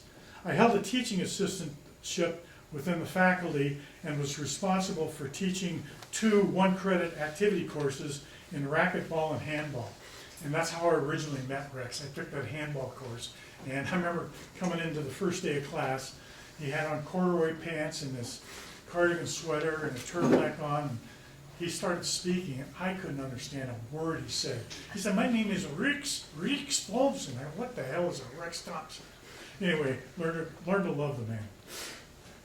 He went from handball, and neither of which I had experienced before. I asked the dean if I could teach a one-credit course in rugby, and he agreed. So I told the rugby team that if they all enrolled in this course, they would get some basic coaching in the sport, and I would not have to take any time from my studies. And I know these guys, we all are, many of our college transcripts have a one-credit course in rugby, and we're probably more proud of that than anything else on our transcripts. All went reasonably well, although I had told the team members that I would not be traveling to any of the away games and would make the home games if I could. Also began to plan a road trip for the players to give them more exposure to the game, as a number of them had never seen the game played and were complete novices. The spring road trip to the West Coast and down to Monterey Peninsula for the National Club Rugby Championship was finalized, but I had not made it clear to the team that I would not be going with them. They were not happy with this turn of events, and I ended up agreeing to accompany the team. The first game was against Portland, and we lost. But to my amazement, their second match against Eugene Rugby Club in Eugene, Oregon, was won 9-3, if my memory serves correctly. This was a huge relief to me, and probably the beginning of the end of my North American rugby innocence. That's a subtle line. I'll tell the story. He ended up more than partially nude, running through the neighborhood ringing doorbells, as I recall. After smoking pot. After smoking rope. So that was the beginning of the end of North American rugby innocence. I later played for both the University of Montana and some other games on Canadian soil. The Calgary Sevens and Lethbridge tournaments spring to mind, and also played for the Maggots when the club was formed in 1976. I had fought against the establishment of the Maggots, as I was afraid the Missoula could not find it able to sustain more than one team. I'm glad that the future has proved me wrong, and that there are now successful club teams throughout the state. As it turned out, my doctoral dissertation at the University of Montana in Edmonton was entitled "Sports and Deviance, a Subculture Analysis." And it was the U of M team and the Maggots that were the subjects of my investigation. So I owe them a lot, more than I can ever say. Many of the people who were in that first university team that I coached have been instrumental in the progress of rugby in the state of Montana. Lifelong friends with decades of involvement include people like Charles Skip Hegman and Bill Cousin Dahlgren are included amongst them. I would hope that they will be also amongst the list of initial inductees in the Montana Rugby Union Hall of Fame. My best wishes and my thanks for contributing to the many wonderful memories I have of rugby in Montana. Rex Tubby Thompson. So, Is he in town? he is not in town. He would love to be here. I understand he's suffering some health issues, and he's got a major political setback. He's afraid, as outspoken he is politically, that if he came to the United States, he would be jailed and get deported. So actually, somebody had a great suggestion. They should just do it. He should just buy a one-way ticket. Yeah. Save himself some money. Well done, boss. Open mic. Somebody tell us. Great impact, you guys.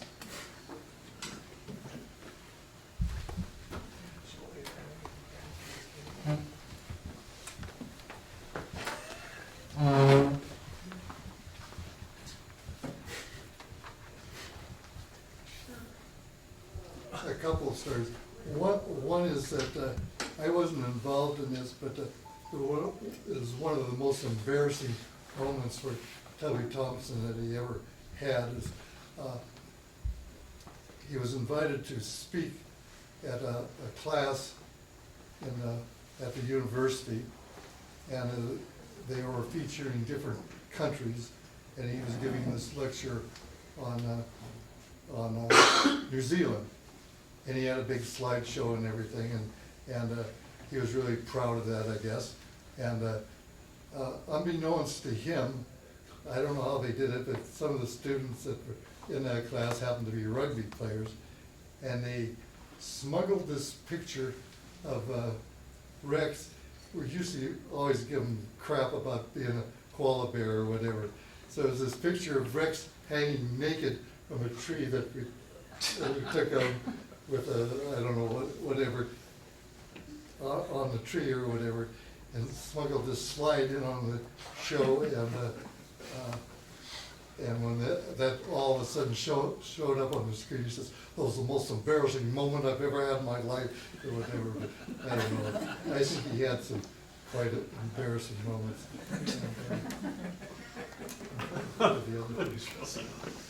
Somebody else can speak. Maybe I'll think of it. The other thing that was really humorous. All right, I'll give you time to think. That was me in Fergosi. Okay. Remember that? Australia, New Zealand, and the Southwest Pacific. Dr. Bachmule. Hanging upside down in the tree. That picture was taken in Williams, Colusa County Rugby Club on one of our spring trips. So does anybody else want to speak? Okay, I would just want to back up. As far as my athletic career goes, the greatest impact I had on my athleticism and my love for sport came from my father. Of course, we all probably feel the same way. My dad taught me he said, play hard, hustle. If you get knocked down, get up again, and play with a smile on your face and enjoy the game. And I owe that to my father. Probably a very close second to my career. And certainly, I owe Rex the success that I had in the game of rugby. So, major impact on what he brought to me, and I'll always be grateful for that. I just remembered. All right, thanks. If memory serves. I don't know why my memory Run up there. is ruined. Because your memory's in your butt. You No, sat down and yeah. remembered. At Aberday Kagers. I don't know if it's the one that Mr. Penn knocked the power out at Aberday Kagers. No, it wasn't me. Yeah, right. It was somebody on a hang glide or whatever came in. But anyway, we went out to it, and we weren't drinking, but we were taking, I won't say what it was, but just something that Timothy Leary was, that was well noted for. And so he and I went out to the kegger, and he took it, and I don't know if he knew what he was taking it off, but he had my Airedale dog, who was a great rugby, Kelly, with him, and I left him there in the midst of the Aberday crowd, and I can always remember looking down there and him just smiling and smiling with the dog there in the afternoon sun or whatever. So anyway, that was an experience. I don't think he ever really forgave me for that, but it was an Aberday experience that was well remembered. So Rex Sort was of. a stoner. Pardon? So Rex was a stoner. That day he was anyway. And when he was naked smoking rope with Skip. Yeah, well, sort of like that. Okay. Explains a lot. One quick one. So Henry showed us how the social part was, the songs, the fun, the party, the camaraderie, the shenanigans, and so when Rex came, he came into a different culture. I mean, he was from a traditional rugby culture where there was boundaries and things weren't quite as bizarre and loose as we were. He struggled to figure out how this all could work, and actually you could do all those other things and play rugby and still be good rugby players. That's his thesis. And when we decided to form the Maggots, our first order of business was call ourselves the All-Maggots, and picked the all-black colors, except we made a mistake that we thought it was the rose, because we didn't know anything about the other rugby clubs. It could easily have been a fern with maggots hanging off it. So we got the English rose, and we went to New Zealand, 42 of us, to show Rex, we're here. And he had some real second thoughts about how's this going to work. And so when after he wrote his thesis, part of his, as a professor, he used his thesis to talk about this other side of sports. And so everywhere we went, they had read his thesis, and you know, who are these guys? They are these weird rugby guys. Where's the guy that bit the Playway bunny on the ass? Who are these people? And so we had a hard time, because we'd show up singing and doing our shenanigans, and it was a proper rugby clubhouses we're at, and they accepted us quite well. But I got an email about 5 years ago from one of the clubs, Waipawa. You guys remember Waipawa? And they're asking if there's anybody around that still remembers that. And the elephant walk in the ground of clubhouse, and all the shenanigans. They said, it will never happen again, but we really appreciated the Maggots and their tour. Rex set up this wonderful tour. He put us in these great little communities. We got billeted, and we learned about the other side of rugby, which gave us the impetus to build our clubhouse. So Henry showed us the social side. Rex showed us what structural rugby looks like, and we are the combination of that now.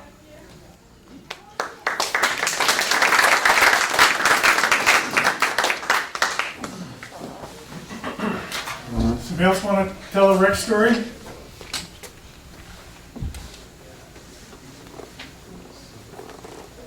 So, Jamie, are you up next? I guess. Jamie? Say so. You ready? Yep.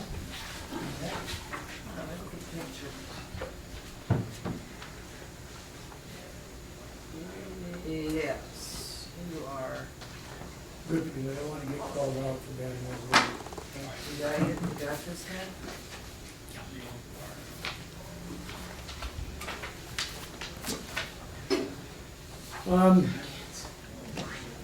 We're going to talk about Cousin now. I want to start with a couple tales of what could have been.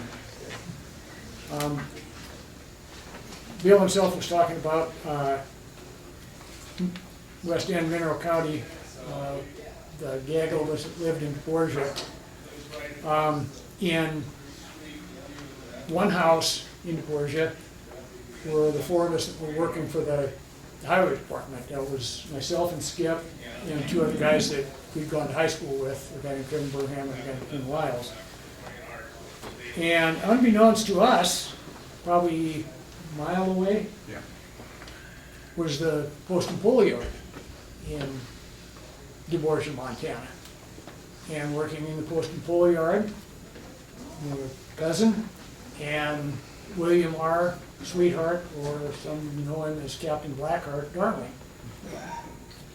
And there we were, you know, hanging out after work together. That was it, and we never crossed paths. Had we done that, I think DeBorgia, Montana probably would have blossomed into a rugby powerhouse in the state of Montana. Because I think there were three other semi-functioning adult males in that town at that time, so you know, we could have at least a sevens team. The other tale of what could have been is the fact that Bill was a national caliber rugby player.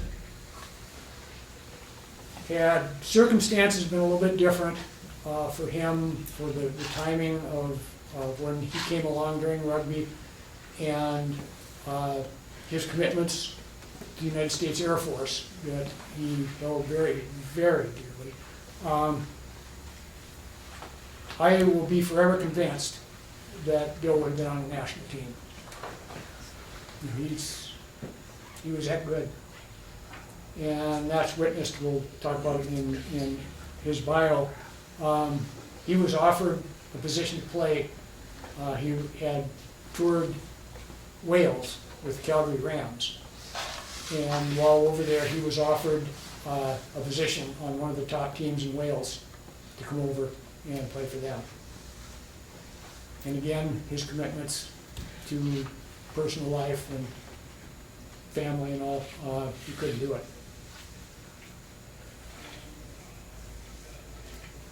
From the first day of practice well, Bill and I were both new at the same time, it was real evident to all of us that, not only was he rather large and imposing fellow, he had incredible leadership skills. He came into those first practices with guys like, Big Ben and Turkey and all these veterans, Skip, and he stepped right in and fit right into the structure, the pecking order of that club. And for the whole time I was around him playing rugby for a couple of decades, he was the consummate leader. And it wasn't just because of the natural skills he had. It was because he knew people, he understood people, he respected people, and he wanted to have fun, just like he was told. Again, his work ethic, both on the practice field and the pitch, was an example for all of us to follow. I remember there was another guy that played with us through Rex's years, who was a rather witty fellow, a guy named Jim Goodell, Two Boots Goodell. We were sitting around talking about the good players we had on the team. And somebody brought up, well, Cousin's a pretty good player. And Bruce looked at this guy and says, well, that's intuitively obvious to the most casual of observers. And his skills weren't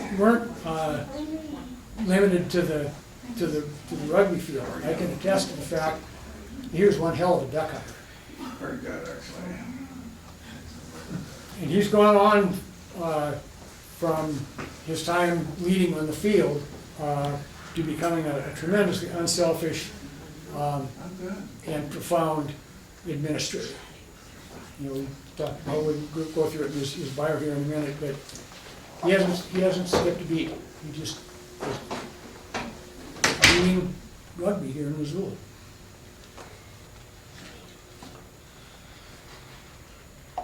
In 50 plus years I've known Bill, as strong and profound an influence as he was on the rugby field and all the positive things he did on the rugby field, he never let rugby become the guiding force of his life. Rugby was something he did. I think it's fair in saying that first and foremost to him was his family. And Sherry, I'm sure, can attest, the people that he worked with felt the same way we do about him.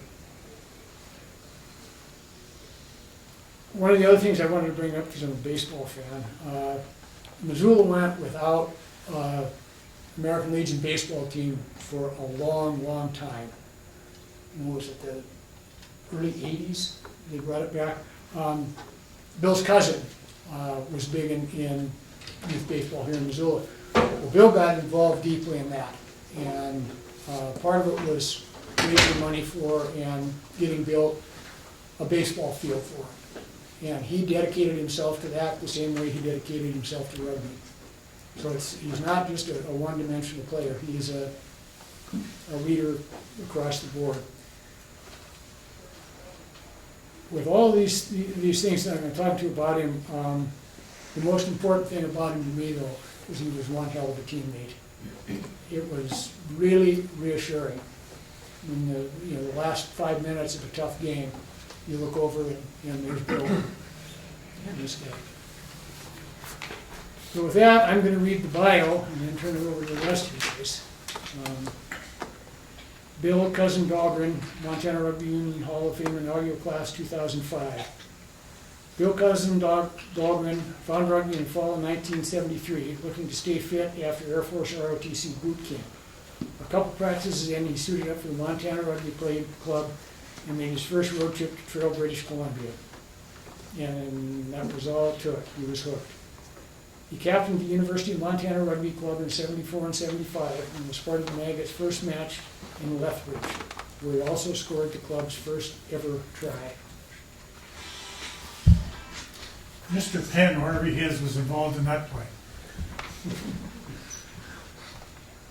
You guys might not think that's as significant as some of the rest of us.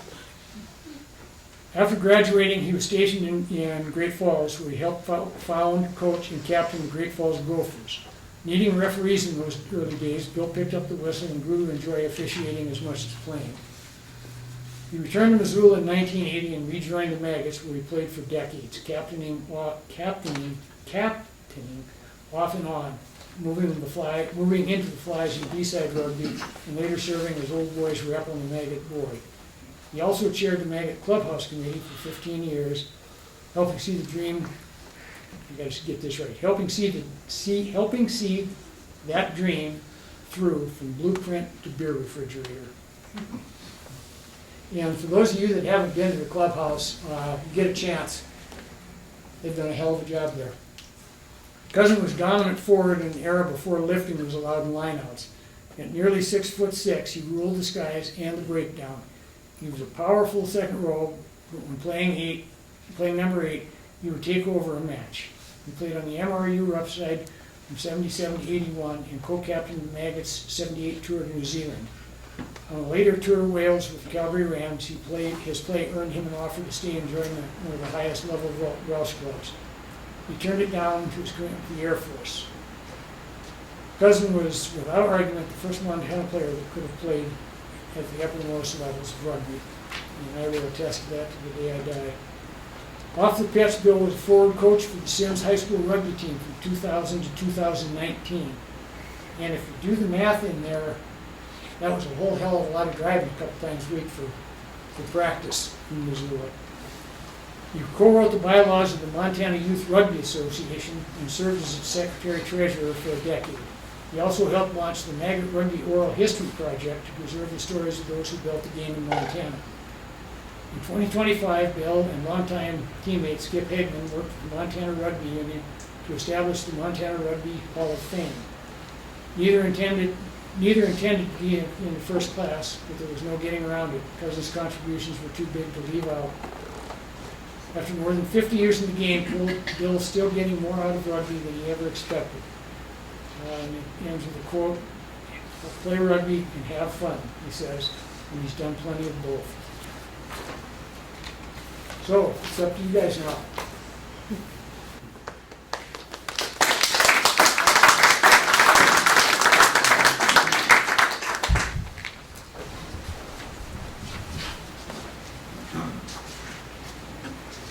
I had to spend a bunch of those years playing against him. That wasn't fucking fun at all. I mean, a bunch of you guys are badasses, but he was one of the guys I hated to tackle more than anybody in the planet. I don't believe for a second he was 6'6". He was 6'9", probably 300 pounds, and hands like baseball gloves. He could smack that ball and just like, where's Overweiser? I'm gonna hit that ball. I'll come after him. And then we somehow hooked up with this other freak of nature caveman, and God, there's 2 6'9" guys back there just battling people. People give me shit about Tufuliu Parisa, but I've seen my little brother tackle Tufuliu Parisa. I've seen guys break their shoulders on Cousins, and he did it to me a couple times. I still have shoulder replacement surgery coming up. I'm gonna believe a tackle on him. The bony legs on 300-pound carcass. But, I mean, like most of the other people in this room, he was a nice guy. And after the game, he was the friendliest guy in the world. But on the field, he was an asshole. He would look for me. That was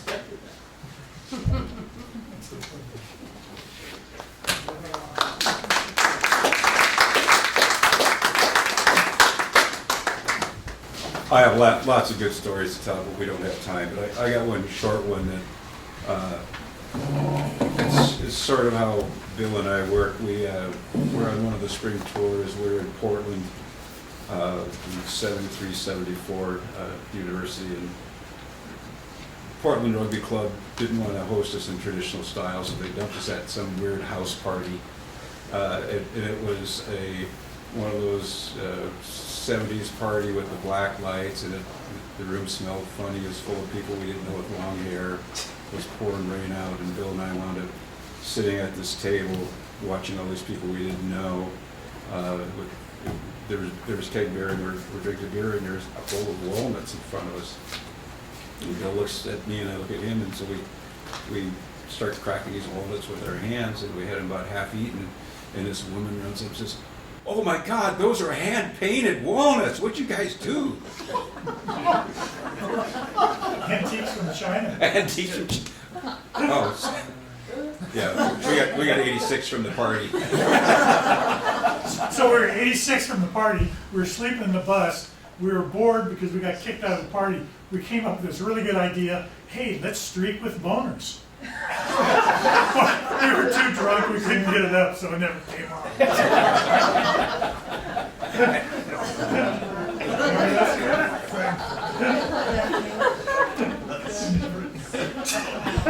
Next.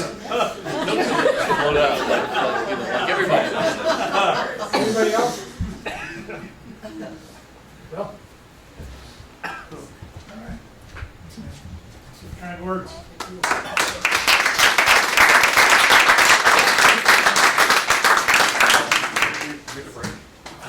No, let's keep going.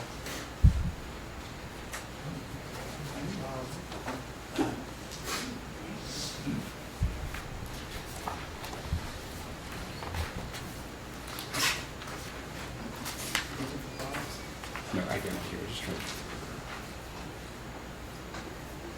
Yeah, so what we've been talking about for the most part were the early, all of us that started with the university and then went on to play for the Maggots. But now we're going to jump out for some with a inductee that never played, what was a part of that Maggot University group. Bob Foley from Kalispell. Hard center, you had to know where Bob and I played against each other a lot. Kalispell was one of the rival clubs once they formed. And they were hard. Kevin Green from England showed up, played for Kalispell. Himsel, we know those guys by heart. They were our nemesis, and we had a lot of hard games, but great parties together. Bob was a hard-hitting forward or a back, and he and I marked up all the time against each other. And you had to know where Bob was on the field because the way he tackled, he would hurt you because he was that kind of player. He used to bring the club Kalispell boys would come over, and most of them would stay at our house and stay when we lived on 10th Street. I had two little boys. The Kalispell guys would come over after the party and sleep on the floors, and my two sons would get up and watch cartoons, and finally got to the point they got so annoyed that the cartoons were on they quit staying with us, but we used to enjoy having the Kalispell club come over and hang with us. So I'm going to read his bio, and then we'll tell some stories about that. I lived in Billings for 2 years, 1977 to 1979, and played and coached for the Bulls. That was the team that Dave Oberweiser formed. The second year we had a good turnout, a pretty good team, and we started the Fools Tournament and lost a close game in the state finals. In 1980, I heard that my teammate in Billings, Dave Himsel, had moved to Kalispell and was starting a team. I decided to go up to see what Dave had going. Dave, with a lot of help from Moose Miller, which the team is named after, he owned Moose's Saloon, got the Moose going. Over the next 20 years, I was either president, captain, coach, or fixtures chair, while always being in the backs coach for the Moose. We won 2 state championships with 2 really good teams, lost in the final of 2 others, and ran our D-Day tournament for 20 years. It was actually one of the best tournaments in Montana. I also took a turn as union president and one as rep side manager. I played on rep side as well as fullback, center, and fly half. I helped Kevin Green organize the Moose trip to England. With the help of friends in Ireland, I organized the Montana trip to Ireland in 1996, another memorable trip. Like I said, Bob was one of the guys on the field that was just a dynamic back, super player. Any stories on Bob? He was actually pretty humble too. Bob wasn't one of those that went out and made a lot of newspaper print for himself.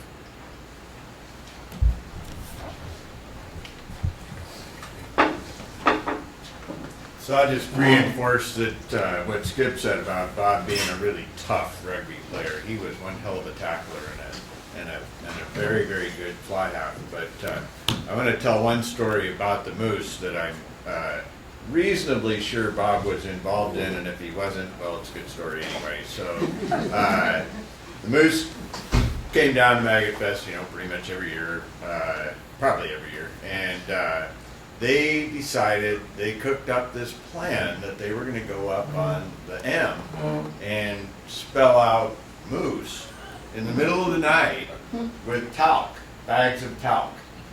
And they got up there. Well, I don't know how many of you guys have been up to probably everybody's been up to the M, right? It's really big.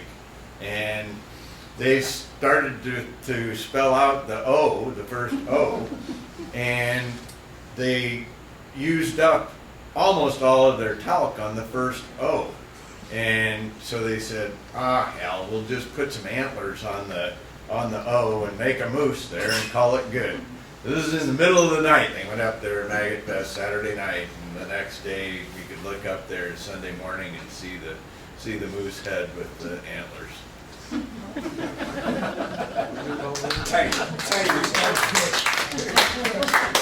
You got any stories on Bob? John, you have one?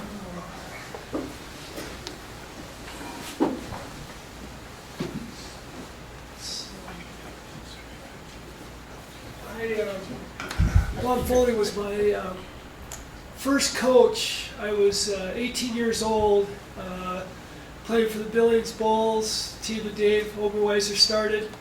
So I go out and playing for Bob. He was actually, I think really he was coaching.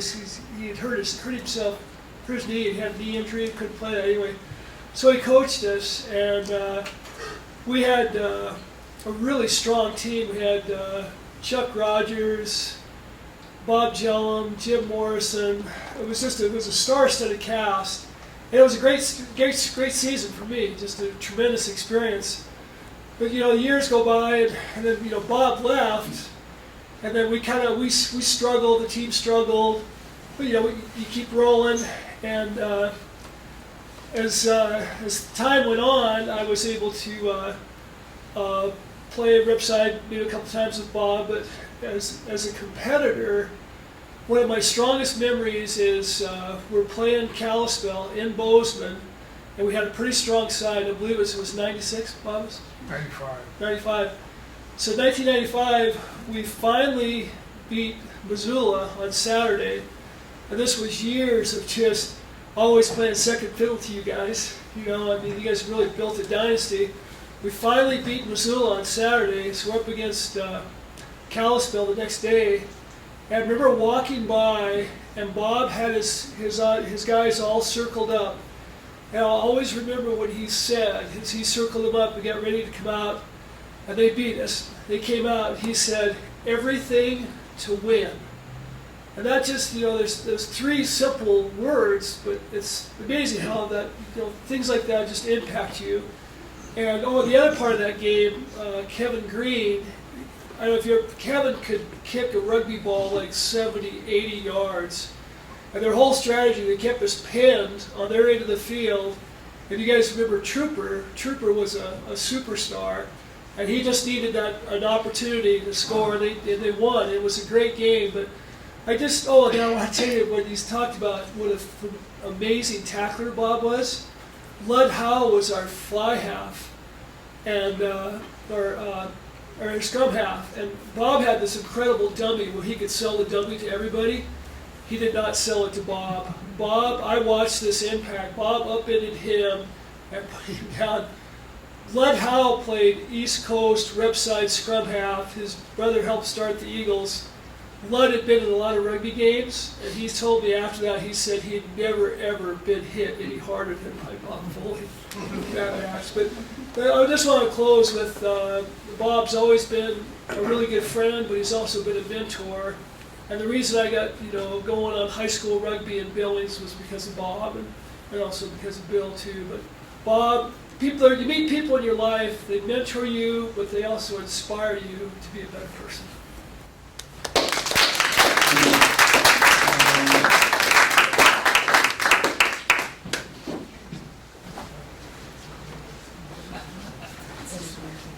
Just wanted to include Bob Foley and the assholes that were on the opposition. He hit me that hard too, several times, and it wasn't pleasant. And the fact that he was able to take a Billings club that I had to leave and go work with some other people. It had people like Bob Jellum, who's not coachable. Bob Kuntz. Jimmy Morrison. Mike Dimmich. Those guys didn't have Rex Thompson and Henry Bird.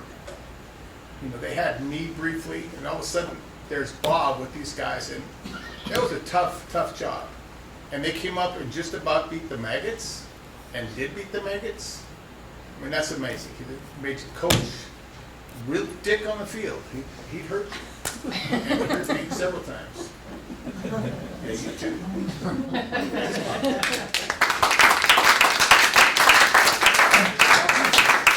I just want to be really brief. He was an ambassador of the game.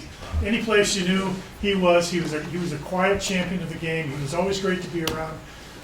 Thank you for all your hard work over the years. I remember over at Sentinel High School, Playfair Park, it was the Maggots versus the Moose in the finals.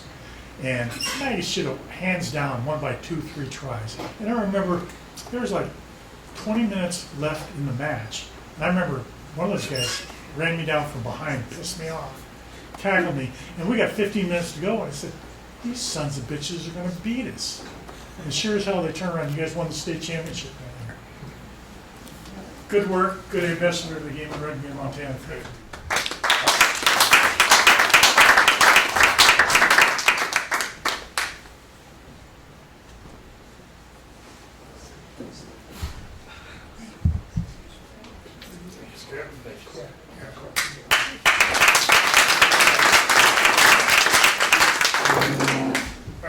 I really enjoyed rugby. I want to thank Henry Bird. I never met him, but a lot of people have good ideas. Think somebody should do this, or maybe somebody will someday. Henry did it, and so I appreciate that. And I never met him, but I think if he knew how many people had gotten a lot out of rugby in Montana, he'd feel pretty good about that. So thank you, Henry. I thank James for letting me play as long as I did. I met him at a Maggot party, and so thank you, Wes, for that. The one thing about rugby, that I really appreciate the Maggots, because they've always embodied teamwork. Because to me, rugby, it's not tackling or running or passing the ball. It's teamwork, and you get teamwork by having people show up to every practice and every game and pay their dues and put in. And rugby has got a problem with people not showing up and showing up at game time and expecting to play, or you're playing a guest player or someone like that. And I experienced in both Billings and in Kalispell what happens when you get 18 to 25 guys who come to every practice and every game and pay their dues and become a team, because that's really what it's all about. And when you look back on it, it's the teamwork and those years where it did come together, where it wasn't 8 guys playing touch and wondering where is it. I can remember Jimmy Morrison, where the fuck are they? Jim Wagner and Kalispell, they were there. Where's everybody else? John Dahl, Obi started Billings. I played my role. John Dahl was Billings Rugby. To me, John Dahl was Billings Rugby, and never missed a practice or a game. Kevin Green's the best player I ever played with in Montana or anywhere, and never, ever, not once missed a practice or a game.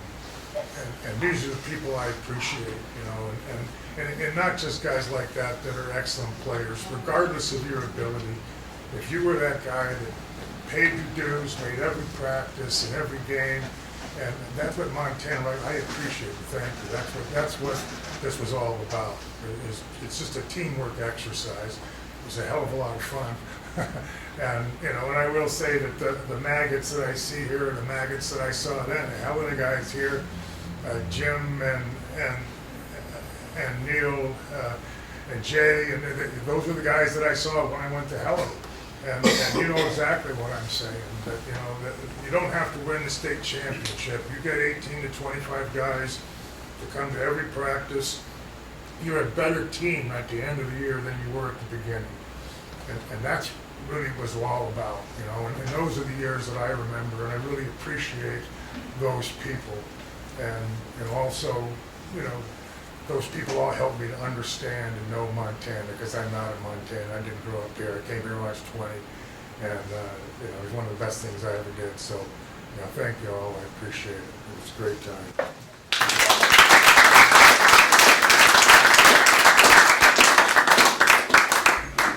Skip.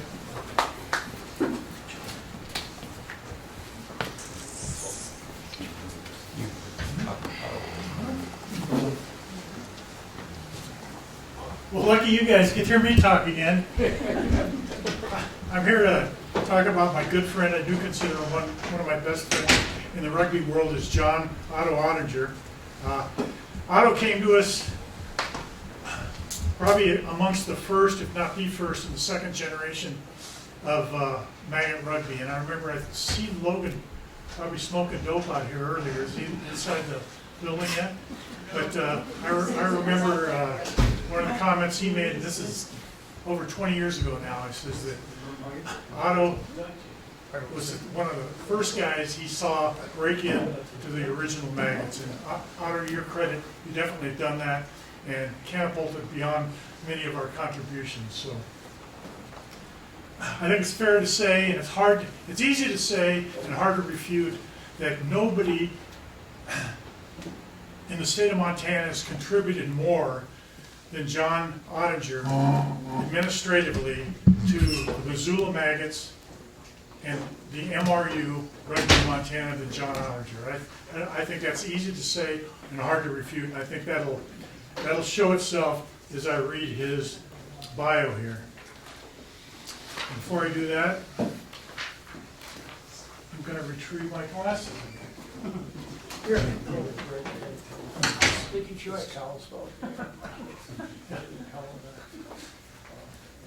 So one of the greatness, Shelley Haler here, thought ahead and brought a whole box of cheaters. So anybody needs to read the display over there, they're available here. So John Otto Ottinger, rugby bio, inaugural inductee into the Montana Union Rugby Hall of Fame. It says, technically I started playing rugby in the 4th, 5th, and 6th grade while living in Maidenhead, England. I went to an all-boys Catholic school where you were required to play soccer in the fall, rugby in the winter, and cricket in the spring. In 6th grade, you could choose between rugby or soccer in the fall. I chose rugby. In those days, they had very elaborate report cards.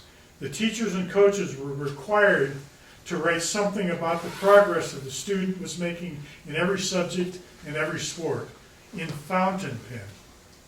I still have them.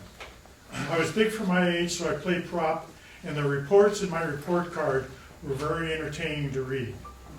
Winter of '67 has started rugby, but has yet not learned much, shows promise. Winter of '68, John has taken enthusiastic to forward play. He plays an active part in each game and certainly enjoys the game. Fall of '68, very keen. He's a good forward who sets a great example. Winner of 69, a hard player who tackles well and scores many tries. Much improved. Well done. Since I returned to the U.S. in the 7th grade in Illinois in 1969, I played football, basketball, and track for 3 years, but the coaches were dicks, which turned me off to organized sports. So I worked after school and became a stoner. His words, not mine. From 18 to 24 years old, I lived in Denver, Steamboat Springs, and moved to Missoula in August 1980.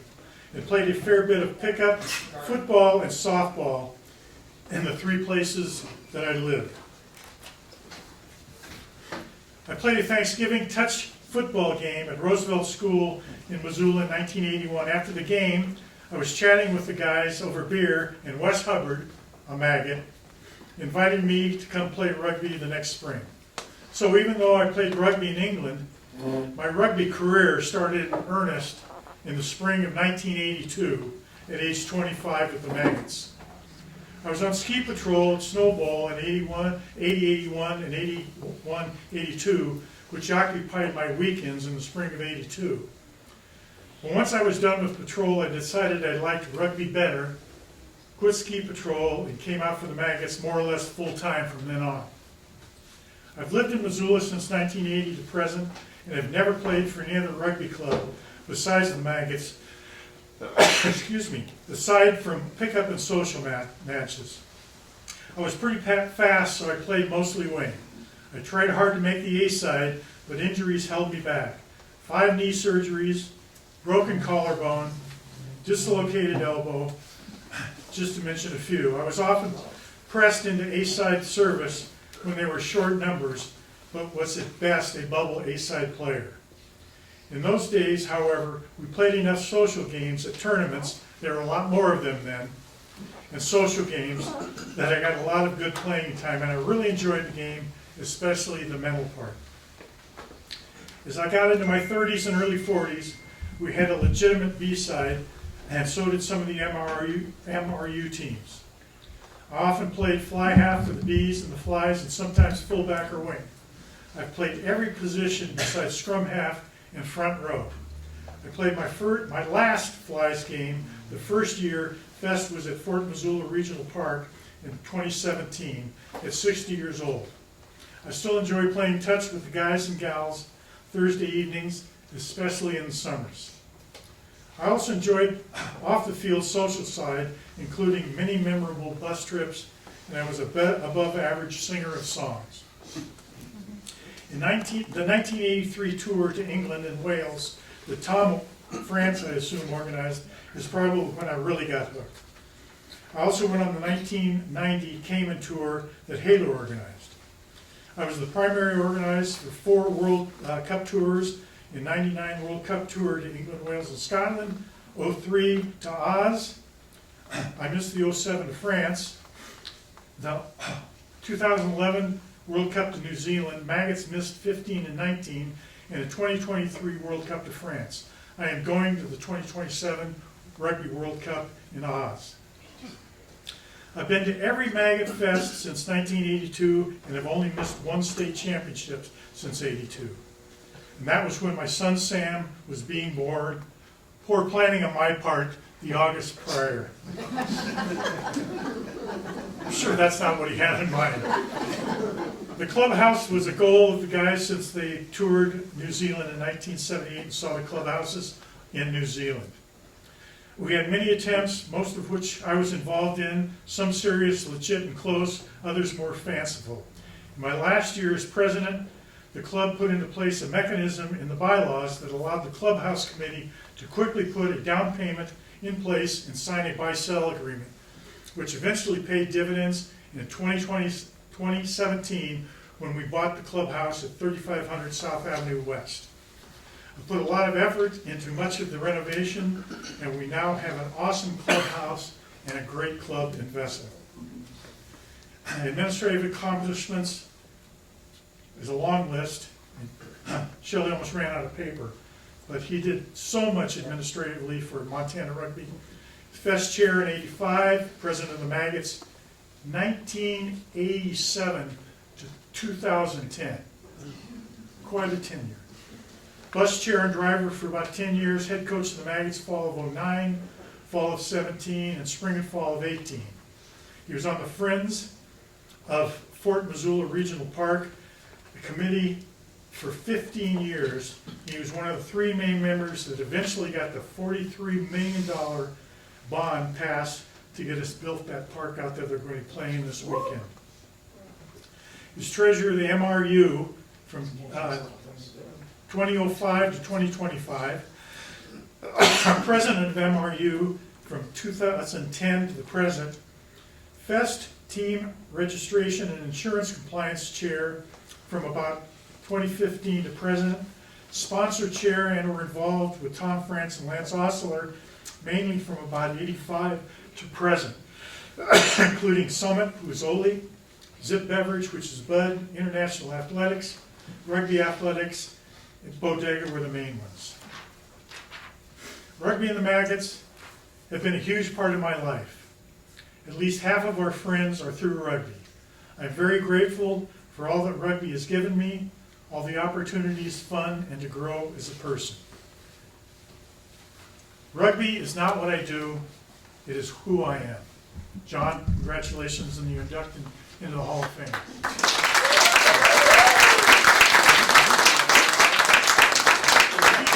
If you look at that resume, the administrative time, the organization time, the energy, and he had this special mix of skills between leadership, outgoingness, time on his hands, computer and tech skills. He put that all together and gifted us all that time and effort. So let me tell him a story. Let's roast this son of a bitch. Yeah.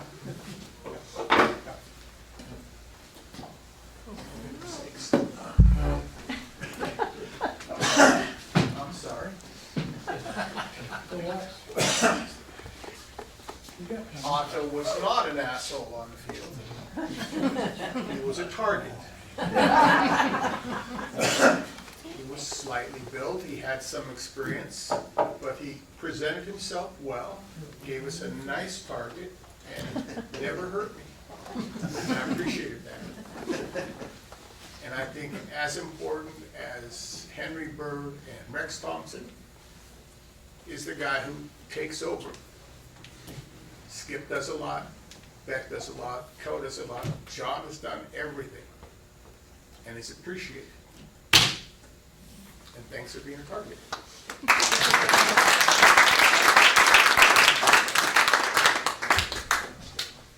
Yeah, well, sanctimonious Skip, we have that. I'll accept that. And Otto's annoying.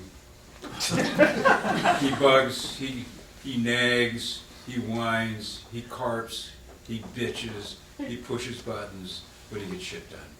And without guys like that, this club, without Otto, this club would never be where it is now. So thanks for being annoying, Otto. We really appreciate that.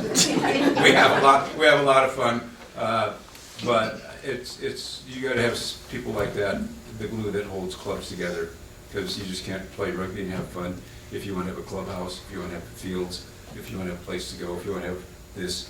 You need people that keeps track of stuff. And that's Otto. He's been a wonderful administrator and invaluable to this club. Thank you.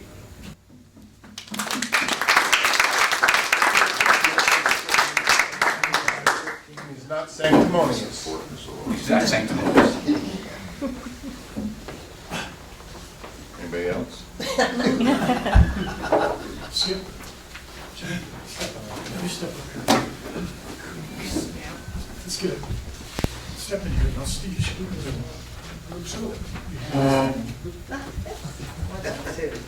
Mr. Administrator.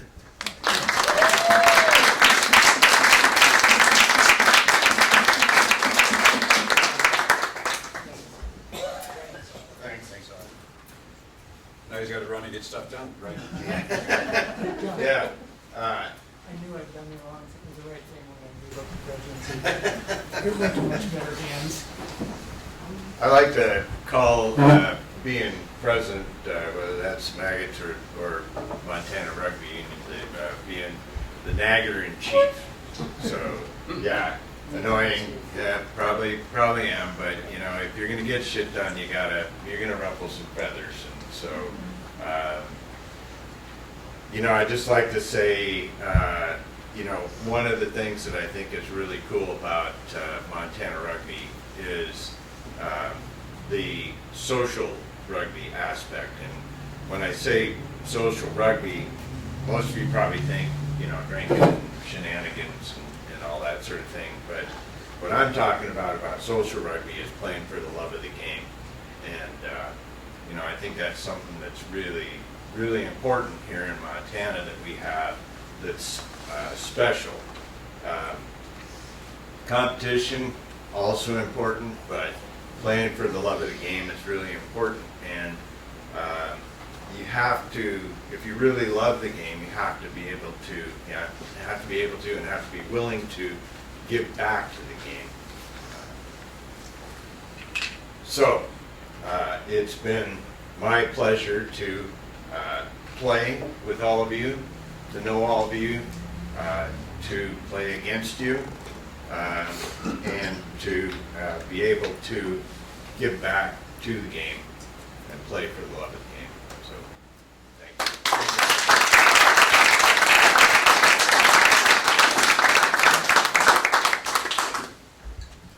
Every time I go by that Fort Missoula, which is every day, because I just love it over there, I live by it.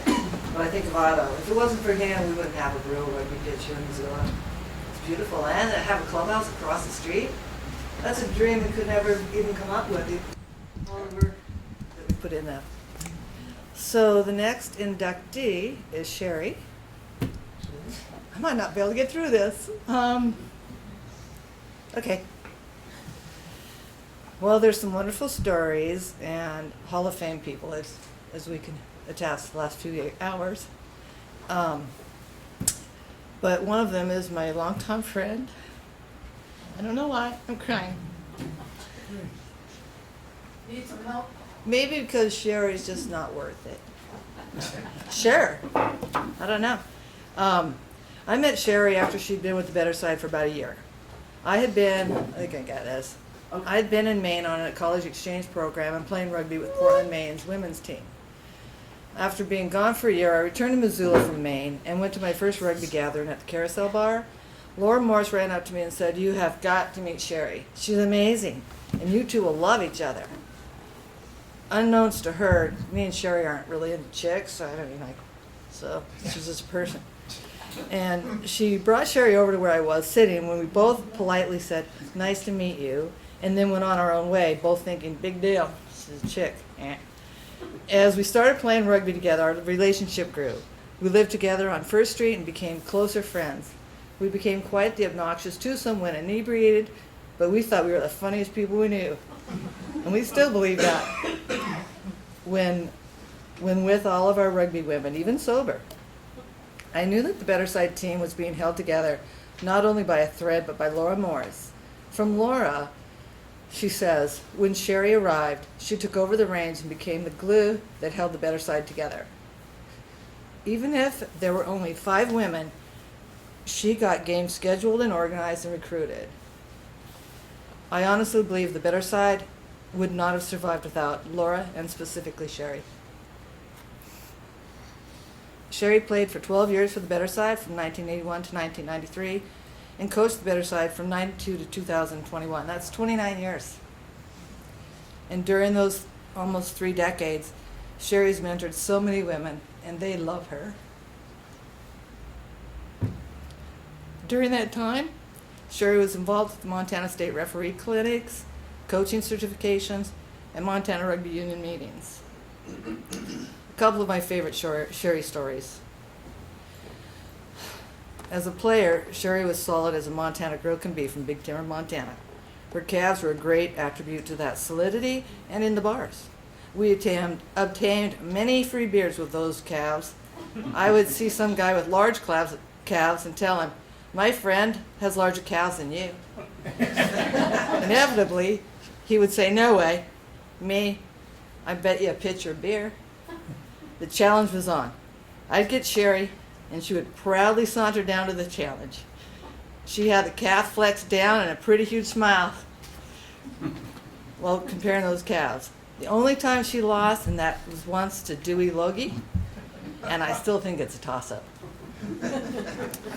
My second story is we were on the Maggot bus coming home from a Billings tournament. The bus dropped Sherry off at her childhood home where her mother was still resided, and the bus pulled up to the curb, porch light turned on, and Sherry's mother came out onto the stoop. As Sherry was walking up the door, Bob Page yelled out the window, "Yoo-hoo, Sherry! You forgot your diaphragm."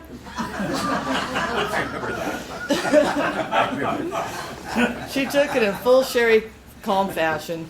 I am proud of Sherry and what she's done for women and Montana Rugby, and to call her one of my BFFs.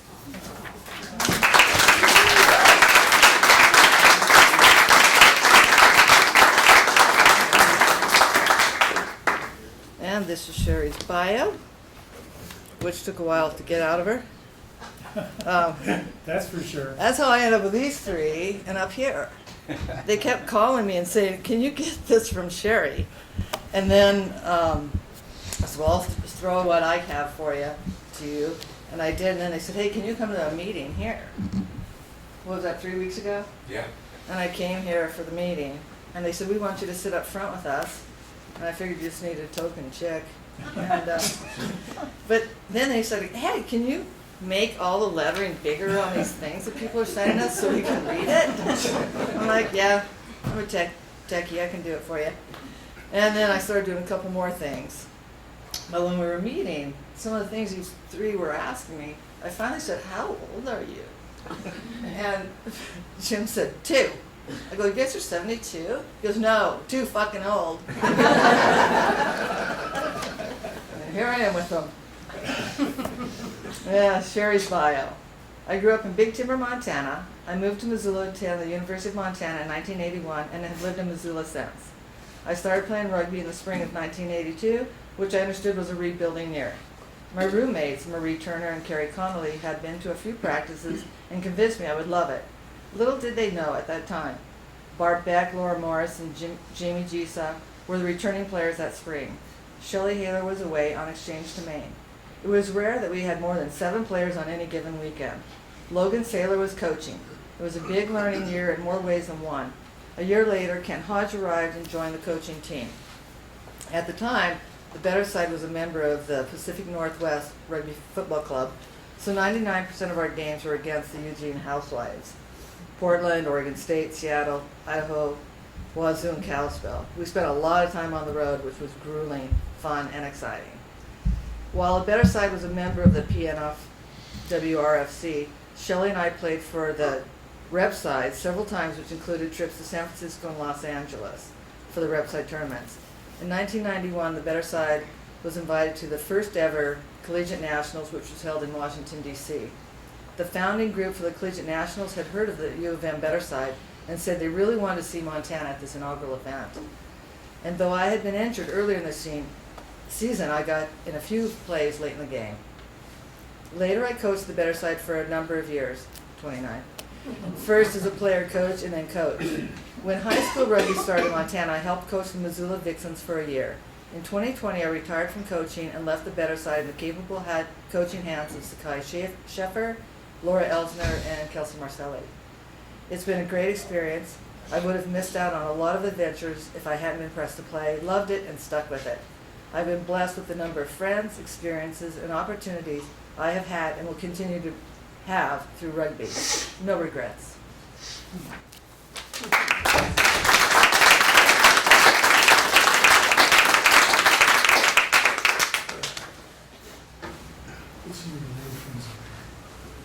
Well, I have one. I'll do one, or do you want to interrupt me first?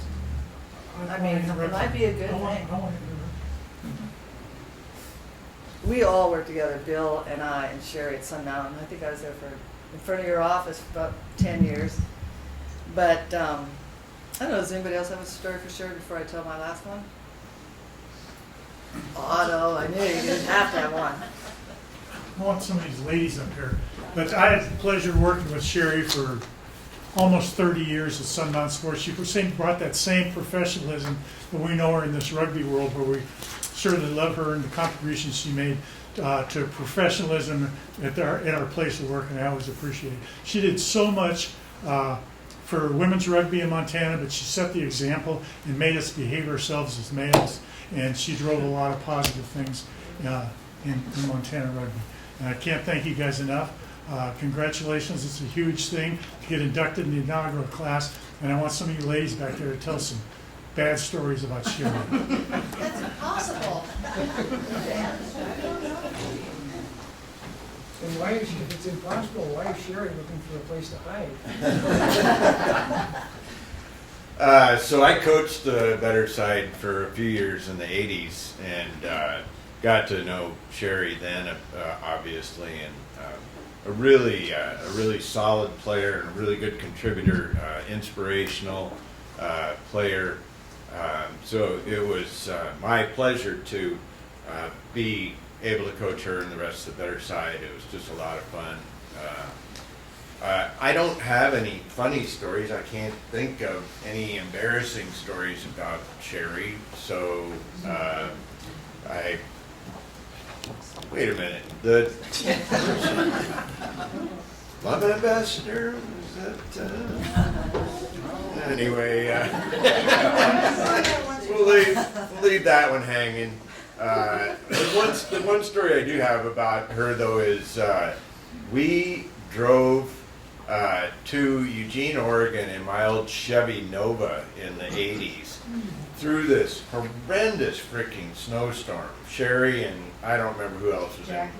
Jackie was in her, and you know, we had a carload. I think we had 5 people in that old Chevy Nova through this just horrendous snowstorm, and you know, that was you know, just emblematic of the dedication that Sherry had and the rest of us had for you know, getting to the game and playing the game, and so yeah, I can't think of a funny story. Sorry to not be able to entertain you, but on that aspect, but I wanted to share that story about that trip to Eugene. So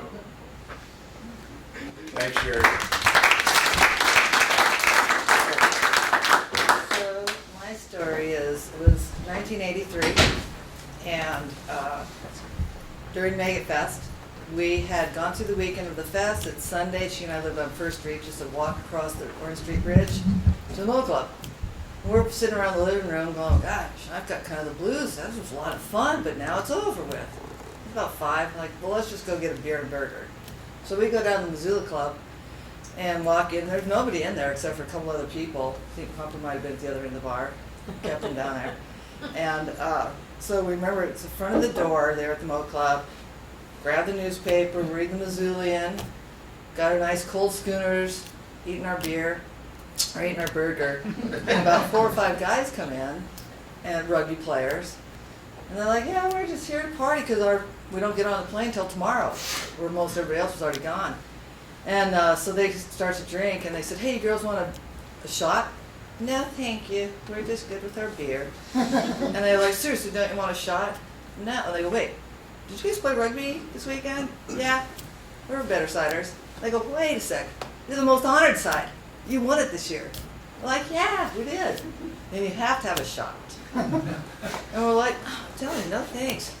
And then one of them says, so what are you guys? Some wimps? And Cher, give her the look. What did we do? Stayed out till 2. Yeah, I think like 4, but yeah, it was, what are you, wimps? Bring it on. So we were out till 4 in the morning that night. And we've done it since Sunday morning, or Sunday night. That's it.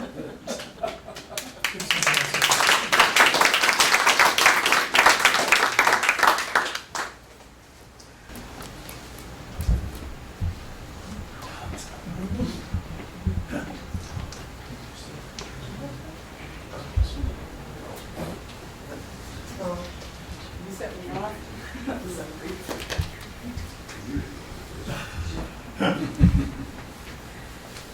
I don't know if I can do this.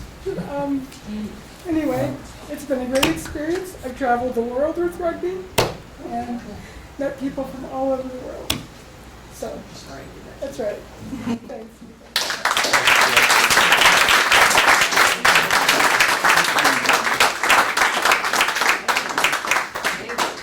All right. Ever hugs up in front of the camera? My scrum half.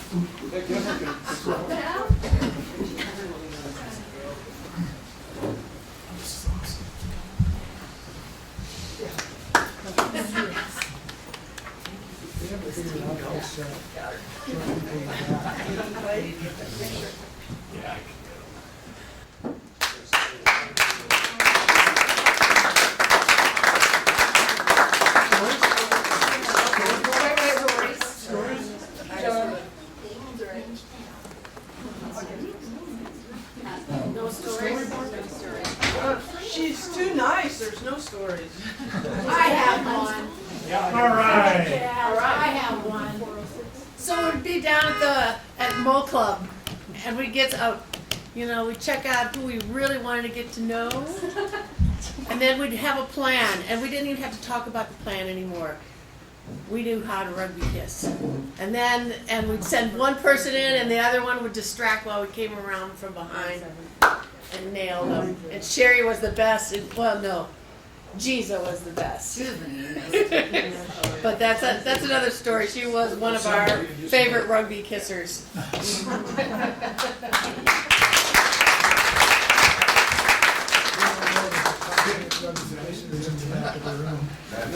Scotty. Yeah. When you're done with Scotty, you bring final comments.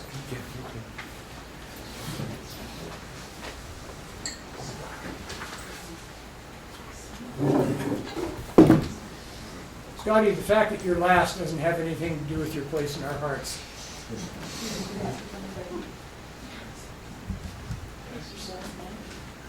Scott showed up, in 82? Yeah.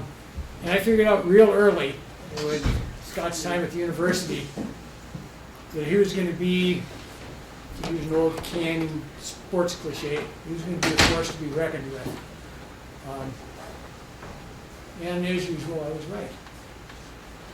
right. Tremendous opponent. The kind of player that either you get better, you learn, or you lag.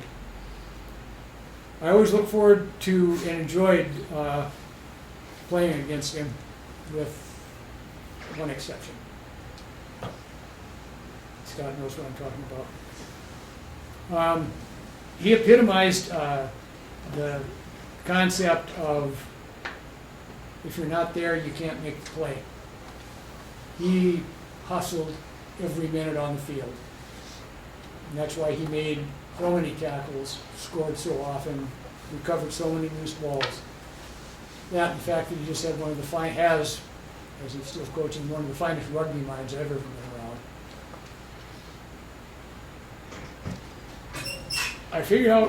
As I figured out early on with his university time that he was going to be a tough opponent, I realized real early in Scott's time with the Maggot that it was going to be a whole hell of a lot more fun playing with him than it was playing against him. And it was. Great teammate. He is the prototypical rugby whore, or as he prefers it, a rugby mercenary. And I've got to tell you, Scott, Judge Roy Bean would have you be called a mercenary rather than a whore. My first mercenary whore trip with Scott came in 1985.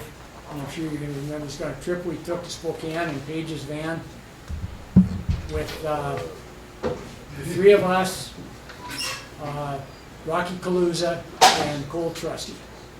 We went over to the Spokane tournament. Maggots weren't entered, so we had a weekend off. And we said, well, what the hell, let's go over and pick some games up. And it turned out Eastern Washington only had about 2/3 of the team. So we combined with them and played with Eastern. And I thought I was going to be real clever. Scott and I were both flankers. And the Eastern Washington captain said, we need this, and this. Well, what they needed a flanker and a scrum half, and a fly half, and a prop. And I said, okay, right away, I've got seniority here, I'm gonna be that flanker. Page was a scrum half. Rocky Kaluza was an aspiring back. Cole was brand new, he needed to watch before he played. That left Scott at prop. And I thought, well, I'm gonna get to gloat about this. But it didn't matter. Scott was just happy that he was playing. After the first half of the first match, this Rocky Kaluza, who had been a star athlete at Great Falls High School, we thought, I think he was one of your recruits, wasn't he, David? Thought we had a good one. Well, he lasted a half and had enough. So I moved to fly half. Cole moved to, Cole Trusty came in at flanker, and Scott stayed at prop. But he didn't care, he was just happy to be there. And that was his approach. He has probably played almost as many games as a mercenary as he has a team member. That's his love of the game, and that's his style. Go and go where they need you. And just a side note on that, play wherever they need you and do a hell of a job doing it. When you read Scott's bio, you realize that he's played rugby at the highest levels of this country and played as a respected and integral member of the team, speaking of the Denver Barbarians, when they were consistently finishing the first three in the nation. And Scott was a viable and valuable member of that team. So it tells you a little bit about his skills on the pitch. Scott moved back to Montana in the early 2000s, got a position in Butte. And I don't know if it was by intention or by default, but he ended up coaching them and is still coaching them. And something that in my mind attests to Scott's proficiency and expertise as a coach is the fact that the Butte Crabs, started by Jimmy, are, next to the Maggots, is, if my math's right, the longest running active uninterrupted rugby team in the state. So you go both ways, on the pitch and in the coaching box. This is Scott Franklin rugby journey. Started playing in 1979 in Emporia, Kansas. After junior college football made me realize I'd never make the big time in that sport, and a high school buddy was already playing rugby. We had a real good team with an Aussie coach whose name was Mick Savage. Okay. And mostly former college football players playing, and went undefeated in my first season. After my first year, the coach and lots of the good players left town. The team kind of disintegrated. So those of us left mostly played for Topeka the next couple of years. In 1982, went to the University of Montana for a wildlife education. So of course played for the U of M.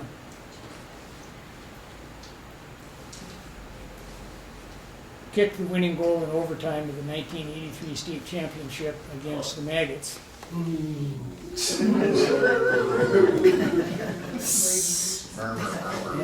knew I wasn't going to be the only one that looked at, I knew that I wasn't going to be the only one that looked at that as a high point.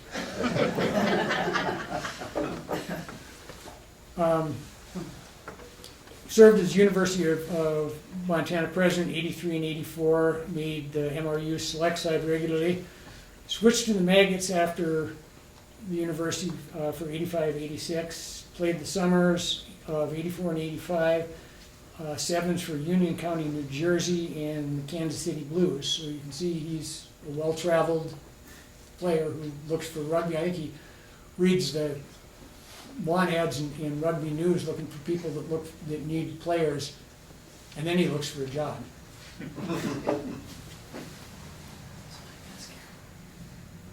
After graduating from the university, he went to Colorado to play for the Denver Barbarians, which I think most all of you know is one of the premier teams in the country. He always lived on the mountains west of Denver. Played for the Barbarians Both of them. You said I could have been on the East Side Rocky Select side, and had some interest from the Western Side selectors. The teams he played for the Barbarians, I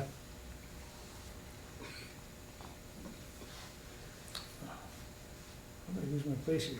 They won 87, 88, and 89 Western Territory championships and got 2 fourths and a third in the USARFU Nationals. Had interest from the selectors for the rep side, but rep side stuff happened in the summer, and he was busy those summers trapping and tracking bears in Rocky Mountain National Park.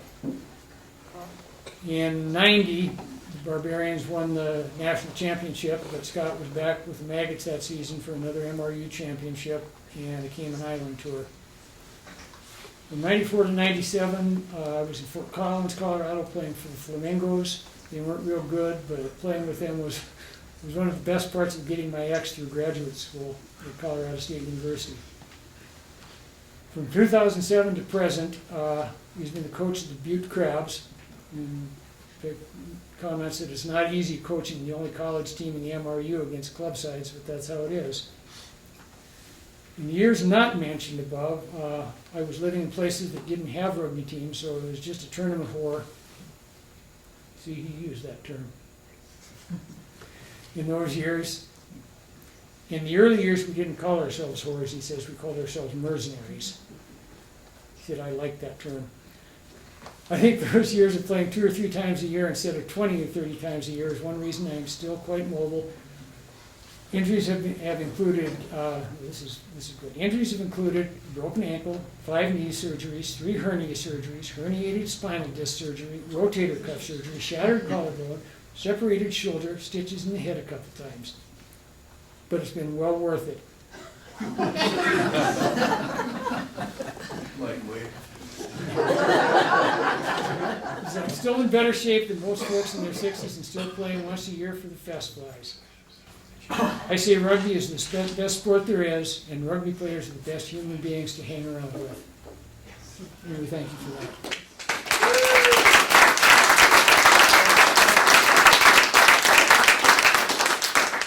Scott stories. There aren't any.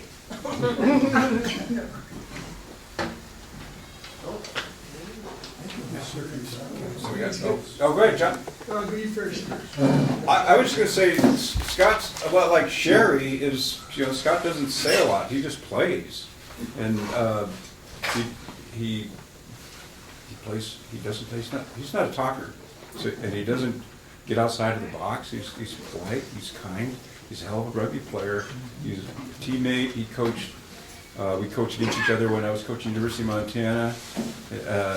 There's not a lot of dirt on Scott. So, John, come up. Wait a minute, I got some dirt on him. All right. Hey, come on, John, this is going to be really brief. That son of a bitch played for the University of Montana and beat the Maggots twice. That dumbass. 4 times. 4 times.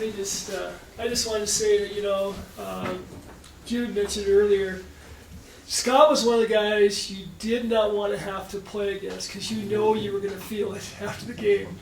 The first time I met Scott was at a football field. I think it was at St. Patty's. It might have been, but anyway, it was a football field next to the college. And we were both early in our careers. I'm going to say it was probably around 83, 84. But anyway, it was a kickoff. We kicked off to Scott's team. Scott's got the ball. You ever see like the Rams on a mountainside? 2 young kids, basically 50 yards away. We ran as hard as we could at each other. At the last second, we both had the same idea. Go down, go low. We matched shoulder blades. I felt that repercussion all the way through my toes. Anyway, but that was the first time we met. I was fortunate to play with him several times in rep side ball, but he always came to the pitch fit, just super fit. He played always played hard every match. And he was a guy you wanted him because he was always on the ball. He was always right there. So anyway, thanks, Scott.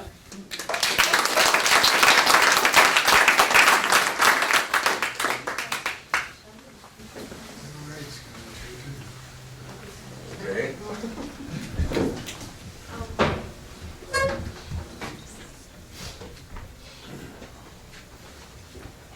Let's see you drop this kick.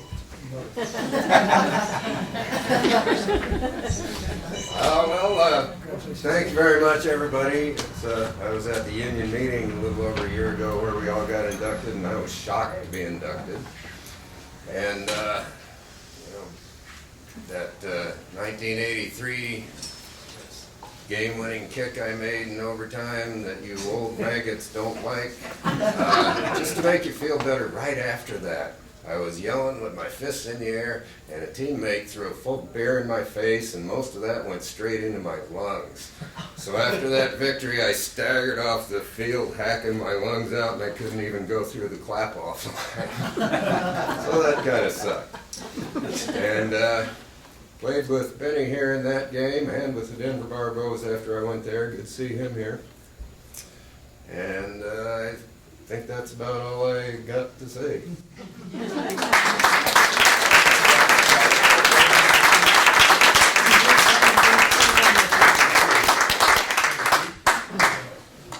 He even dressed up and wore a tie. Yeah, my rugby formal outfit. Well, that concludes the induction ceremonies, and I think the message is that Henry started something that was really unique. He planted the seed, and we've seen how that seed grows, and it's really about the community. I look at all these faces, guys that played rugby with, guys that played rugby against, and this idea of social rugby, camaraderie, respect. We've done battle on the fields, we drank and we sang together, and we're here at the Maggot Fest, and we're going to celebrate this wonderful weekend of rugby. If you haven't seen our clubhouse, walk down probably a half a mile, you'll see our clubhouse. We'll go there for a short, if you want to go there, I'm going to be over there. If you want to come over and look at it, hang out, then we're going to watch the rugby, the kickoff to the Maggot Fest. The better side and the far siders are playing. The old boys are playing in the New Zealand side. The Flies, if you don't know, there's old maggots. And the maggots are playing who, John? Canadian Mountain Rugby Union. They're a select side from around the Vancouver, BC area. So we're going to see some great rugby. There's going to be a beer wagon over there. There'll be beer at the clubhouse until then, and then it's a whole week of fun rugby. But it's all because of Henry, Rex, and the founders that have made this happen. So thank you all for showing up and sitting through all this and celebrating all this.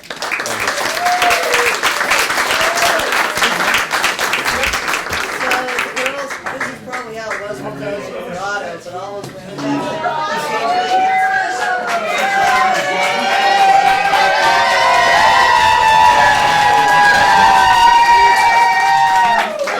so that's like coaching, right?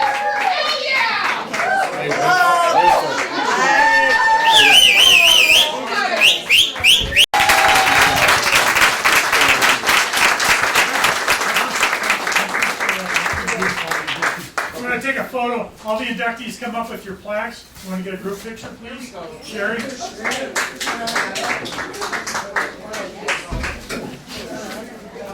Get out your cameras, people. Hey, John.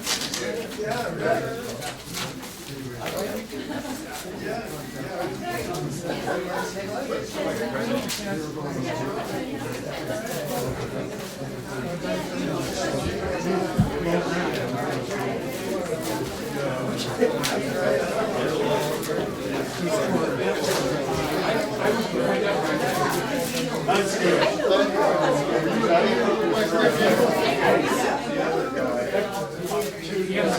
Come on, Jimmy. Got it.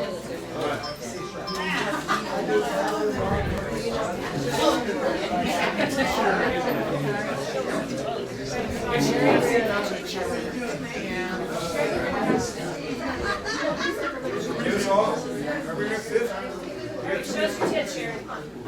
We have too many props.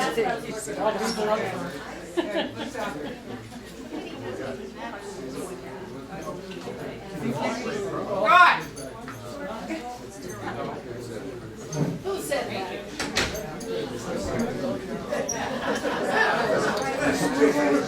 Have a great Maggot Fest, everybody.